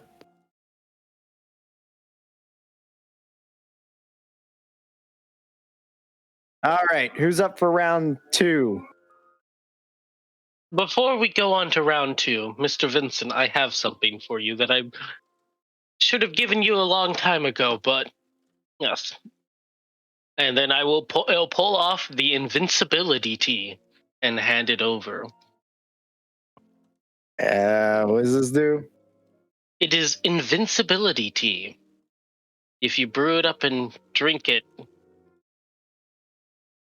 it will make you invincible? And why do I need that? Shouldn't we give this to Mr. Mage? You're the tank. You're gonna stand in front of us and take all the damage. Hey, Terrence, how many times have you gone down today? About the same amount of times as you have. 1? You went down more than once. You went down twice. Yeah. I would rather have the big beefy man that takes all the damage have the potion. Nah. Fine. Listen, if you want to give it to Terrence, Terrence can stand in front of us all and take all the damage. No, I think that is quite all right. I would like to very much not do that. All right. Is it just like a bottle, or is it just a tea bag? It's a tea bag. It's a small bottle of tea. So you have to brew and everything. It takes some time. Can I just eat the motherfucking leaves? That's not how you drink tea. Like you see, I understand that. But are we gonna start? No, there's a much easier way to do this. We just have him put the leaves in his mouth and dump boiling water in. No, that's not how you drink tea. That's not. We don't have time to stop and brew tea. Can I just eat them? No, You suppose they could function like tobacco? no, that's not how tea works. I don't even know what that specific tea is, but that's not how tea works. Trust the Brit on this one. British accent amplifies a lot for like half a second. Oddly absent until that statement. As Montoya is texting back and forth. Since the shield went down, they're requesting permission to come in. Granted. All right, where should I tell them we're going to meet them? Floor 2. Floor 2, we haven't really done any. Yep, floor 2. That's where they're going. Them on floor 2. All right. Okay. As he texts back. All right, telling them to meet us on floor 2 and be careful because the hallways are filled with strange things from books. And floor 2 is where all the enemies are. Make sure they know that. Right. Floor 2 is where all the enemies are. We don't know why the shield went down. We'll meet you there. Okay. Who's the lowest on health? Because they should take the last Hi. appointment. Hi. Like, just Luna just goes high in the middle of that situation. Hey, Vincent, do you have any more of your magical touch you could use? Yeah, here you go. And I hand him a potion of healing. Well, that also works, I suppose. Montoya, I'm so sorry for shooting. That's my last one. I feel so bad here, and I try to give Montoya a potion of healing. Montoya will take it and this from Lunala. Yes. He'll say, I appreciate the thought, but I'm pretty healthy. I think you need it a little bit more than I do, especially right now. As he kind of gestures up and down to you with the multiple burns and cuts on your body. Yeah, I got bludgeoned psychically, and then psychically blasts mainly. That was about bookshelves and psychic hurt, and then the single stab wound. 2 stab wounds. I'm going to give my last bottle of healing to Vincent. I think that we need Vincent to be the healthiest one. I glare at her and politely refuse. Take that potion. Take the potion. And what if she poisoned it while she was psycho? What, you want me to drink it to prove it's okay? Yes. Wait, no. I'll drink it. I just Rachel is gonna give you the deadest stare and then hand it over to Lunala and goes, that's not how psychic powers work. Is this a regular? You don't need psychic powers to put in arsenic. HP. Yeah. She goes, I don't even have. I could put my perfume in it. That wouldn't poison you. To poison it. Oh my God, Terrence! My bottle of out of perfume. character. During this whole time, Gary is just gonna go through, and you said there's like cool shit all over the room. He's just collecting shit as he goes through. There's been so much time where they're just arguing that sort of stuff. He's just going around finding if he sees anything monster related, especially collecting it. All right, make me an investigation check for him. I actually want to loot the dead Death Eater. 19. All right, make me an investigation check for the Death Eater. All right. This is all just like while they're all talking and everything. He's like, this has nothing to do with me. I'm just, All right. He obviously finds the ankh around the neck of the demon. He takes that off, kind of pockets that. He picks up the sword and notices that it's pretty nice. Puts that in a bag. Mm-hmm. Let's see here. Rachel, you... Well, let me finish off with him. That is... Oh, and he also finds the silver shoes in the middle of the room, since no one's picked them up yet. He's like, bop in his bag. Yep.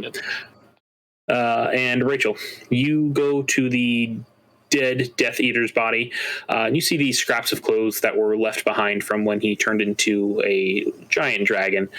You look at the mask, and the mask, the metal mask that the Death Eaters wear, seems vaguely magical. Has Rachel read Harry Potter? Yeah, because it's fantasy. She reads fantasy. Yes, you said? Yeah. All right, then she would know that the masks can work to either summon them to Voldemort or summon Voldemort to them, is the powers that they had in the book. You also find the wand that they were using, and two reinforced metal bottles, as well as a small handful of the black scales that you can now tell are dragon scales from the dead dragon in the middle of the room. Fair. And these bottles are identical to the ones that he dropped the scale into and then drank.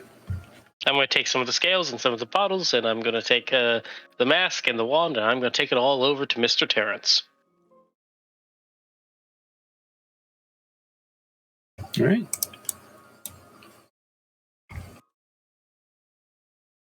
What all is this? I need you to identify the mask. It might have magical properties with the wand as well. Whoa. We don't got time for that. We're telling everybody to meet us on floor 2. As Geralt is shoving the silver sparkling shoes into his bag. Yeah, and that circle's only going to last for about an hour. So we should probably get to it. Because once that falls, these two, as he points to Rachel and Lunala, are going to probably be back under its effects. So as he shoves the sword in the bag, we should probably go. Or figure out what to do with these two. Fine. I just don't like that we just have no resources. But let's go. So everybody's heading down to the second floor? Yep. I believe so, yes. All right. As you leave the room and start to head down to the second floor, you hear gunfire from downstairs at the first floor. You hear like...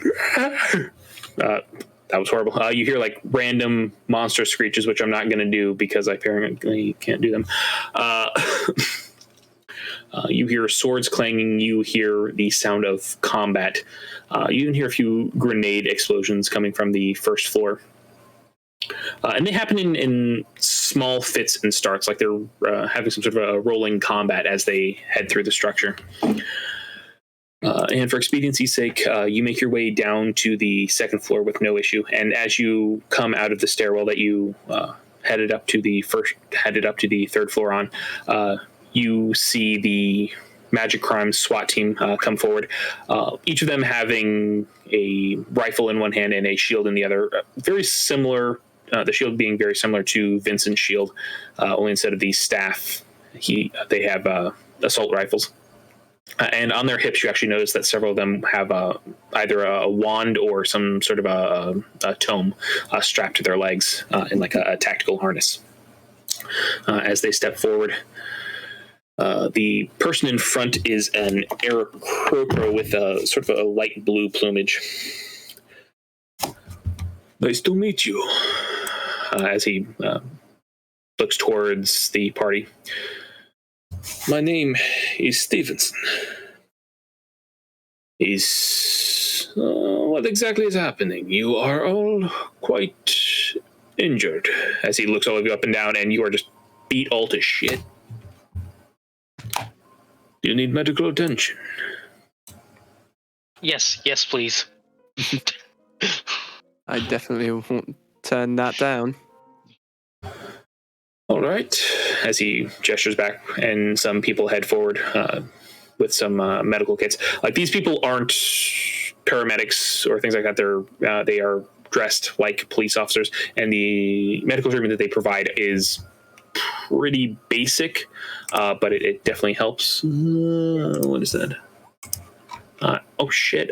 Each of you gain 16 hit points. Jeez. Nice. Hey, as they're doing that, I will pipe up and explain that basically we still need to take out one more magic circle on the second floor. There were 3 of them.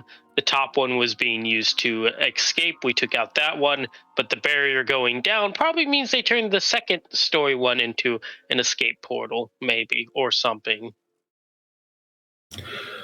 Very well. So, we take this second or third circle down, and it should do what? The outside barrier has already been destroyed. What will be accomplished here? If they're trying to turn it into an escape circle, it prevents them from making their way to, like, Chicago. That was their original plan, was to just escape into Chicago. And we're talking stuff like, we have vampires from books, Death Eaters from Harry Potter, if you've seen those, basically wizards. We have people in red stuff. I don't know what they're called. Red Aja? Montoya? What were they? Red Aja? Yes, they said they were from the Wheel of Time books. I'm not familiar, but I know that there is a show that's come on recently. But it's supposed to be garbage, so I never saw it. They have magical powers. Basically, if we let any of these people escape, they could do much damage to anywhere they made it to, and we should round them all up. Very well. So, where exactly are they on this second floor?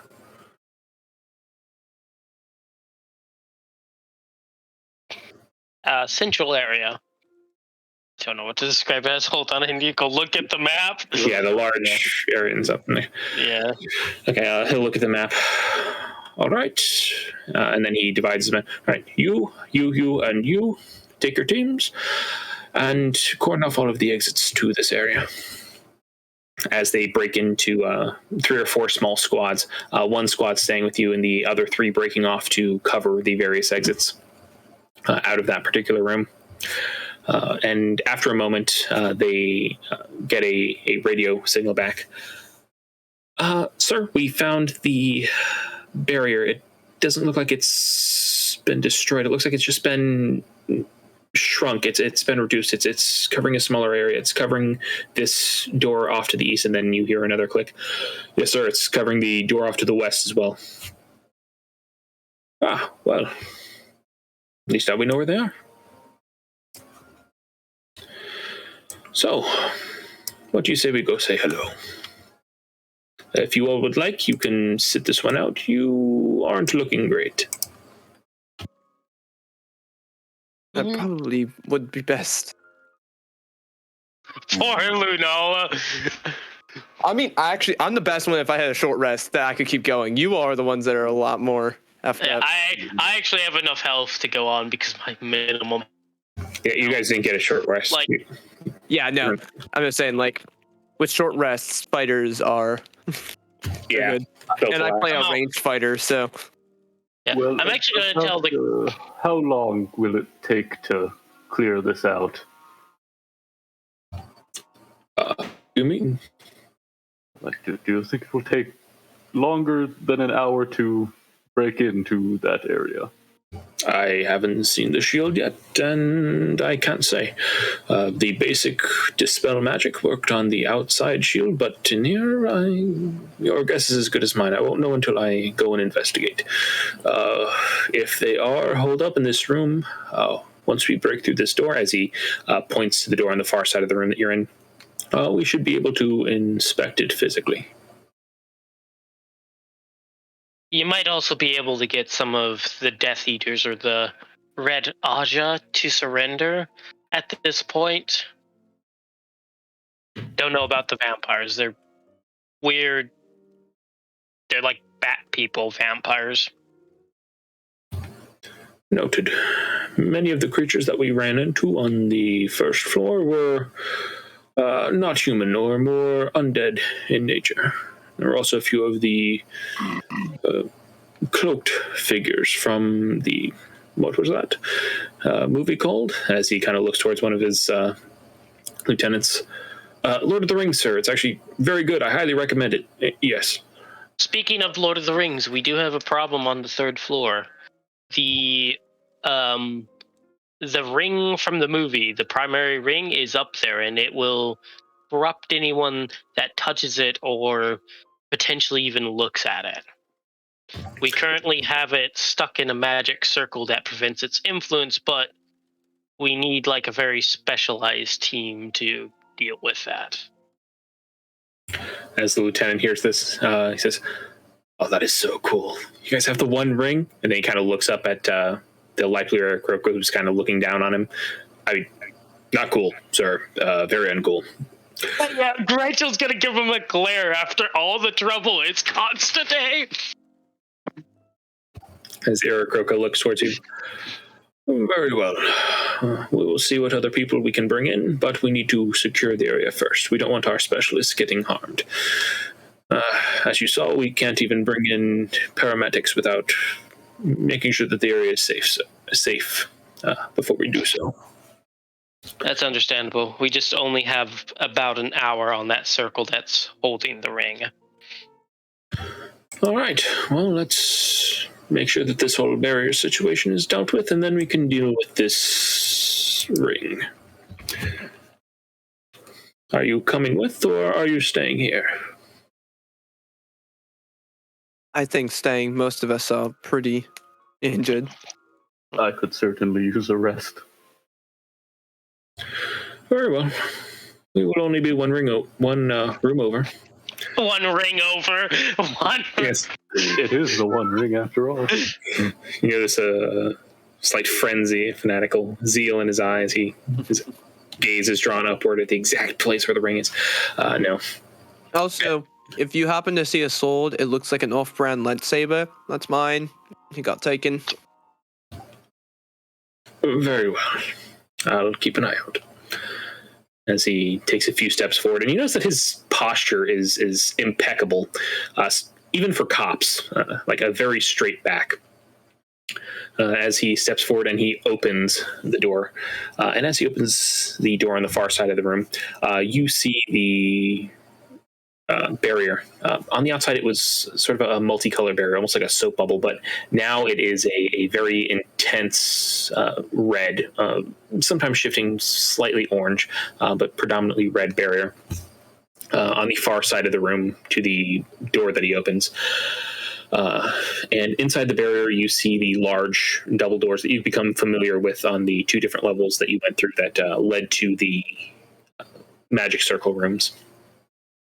The only difference is this set of double doors is already open, and inside you see a man in very fine clothes, black and gray peppered hair, tied back in a ponytail, very slight, well-trimmed beard and mustache. He's wearing a very, very nice suit, very expensive, probably several $1,000s, as he is standing there on the opposite side of the barrier with his hands behind his back. As he smiles, you see very slight fangs underneath his smirk. Well, I suppose it's about time we should talk, isn't it? As he gives a vampiric smile. And I think that's where we're going to end the session. Jeez. Jeez. Okay. Oof. You doing okay there, Chris? Yeah, it's just every time that I step into the session, it's like, okay, we're going to progress X distance, and then it's like things happen, especially with the ring. I did not, like I said, I did not think that it was going to cause like this much. Well, you gotta think it's like one of those things. Like they're either gonna run or attack if people go near. So yeah. Yeah. And then the people that got a hold of it are slippery ass motherfuckers. Yep. No. Oh god, oh god. Like, I still thanks. Go ahead. I still thanks Vincent for coming up next to me during that fight, because then I had a reason to actually stay, because otherwise my plan was to book it and then later attack the party while on invincibility tea. Oh God. That was my plan. Like, is like if Rachel made it, she was going to wait and then go after the last person she saw the ring when they were in the middle of a fight while on invincibility tea. Problem is with rogues going 1v whatever, you don't get sneak attack. So No, and that's why I need the yeah, invincibility. that or stand still. Yeah. In order to get sneak attack, but at that point, yeah. Yeah, at that point you're taking damage. That's what the invincibility tea would have been for, is just drink that and try What's and your max tank. HP? Only 45? So your max, so you have resistance all damage. So you'd have essentially 90. Fair. That's still not that much, especially considering the people we have. And then no, I think that invincibility T on me with 140 essentially max HP. Oh yeah. That'd be nasty, but I don't get melee as much. Yeah. I think my best plan of action then would have been to take the T and then just hide in the shadows and then sneak attack at least one of you. Like, I'm definitely gonna just munch on some tea later. It's gonna waste the tea with The munching brain on gets it. so angry. Yeah. yeah, if you guys seen doing that, Rachel's gonna yell at you because she's gonna be like, "You have to prove it." Yeah, Grant's ghost is just gonna show up and just like bitch slap you. Yeah, brew that over a safe flame in a well insulated area. Yeah, right. With a fire extinguisher within reach. Yeah, right. God. I was actually very worried when Lunala got the ring, because I was like, oh, she can make it away. Because I realized what you could do is you could put your echo anywhere and then just teleport to it and just... oh, wait, you were out of teleports for the day, weren't you? No, I can teleport unlimited amount of times, but it requires a bonus action. Yeah. I can't teleport and summon it in the same turn is what the issue is. Yeah, So if it's I can teleport. I can move it where the fuck I want and then teleport it. Yeah, but, I thought you were going to daisy chain up onto the ledge and just daisy chain away, basically. well, I had if I didn't get knocked out by you, I could easily go it because you have to take extra movement to go up certain stairs. I can go up and down, whatever, because of the. Yeah. Yeah, I thought you were just going to go away and just be gone and we would never see you again. I was like, oh, shit. But then the ring wraith took you out. I was like, go ring wraith, until he'd stabbed you for that 2 extra, death fails. I was like, oh, shit. Yeah, 2 and a 3. And just FYI, the GIF that I just showed, Expelliarmus GIF, that shows it tossing the ring. Yeah, I looked it up, and there's plenty of gifs in the in like the Wikipedia, and there's like 2 of them that have it with flight of hand. Most of them just get thrown to the side. Exactly. Like I probably should have had it been like a dex check or something. That's like it already happened. All right.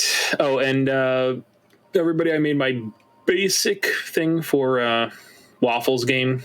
So if anybody wants to link up backstories, once Waffle gives it like the yes, this can totally happen in my game check. Yeah, I gave it a red.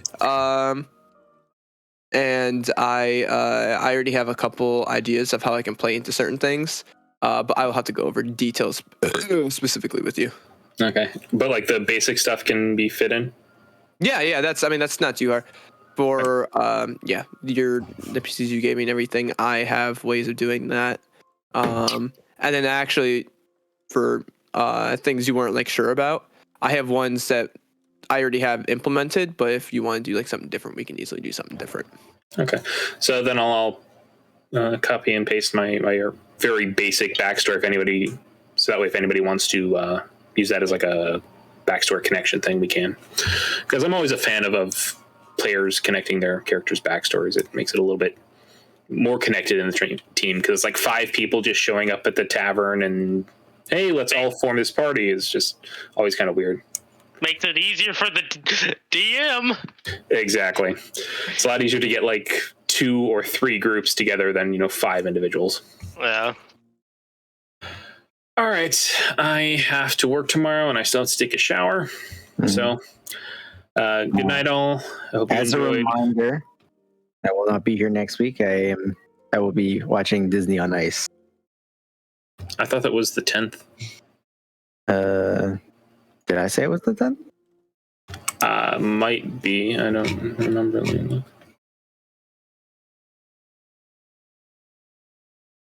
I don't have my schedule in front of me. I just thought it was next week. I remember last time, I do know why Chris is saying the 10th, because last time you said you wouldn't be available on the 10th. Oh, yeah, no. So, no Ryan, March 3rd. Yeah, you're right. Oh, March 3rd.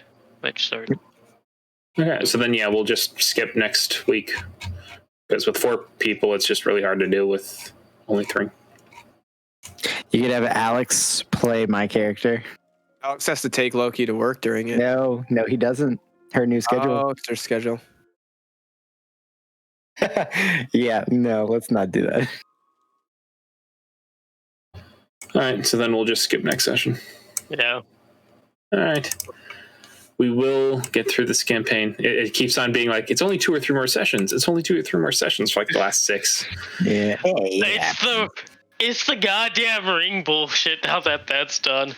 It's not done. It's on pause. When you have so many enemies in one area, it makes the encounters longer. That's really awesome. Yeah. It's like I wanted a nice variety, but then it just kind of ended up being too many. So I have enjoyed the fights, so I've actually enjoyed the fights, especially this last one with all the chaos with the ring shit. That was actually really funny. It led to very interesting situations. Glad y'all liked it. Yep. All right. I am heading off. See y'all in 2 weeks. Goodbye. Yeah, I'll be in contact with you more for details. All right. Everybody enjoy your Elden Ring, since apparently everybody's playing it. I'm not. Yeah, I saw you launch it the minute we ended. Yeah. I made sure that we were done. Yeah. All right. Bye. I did. I also gonna head out because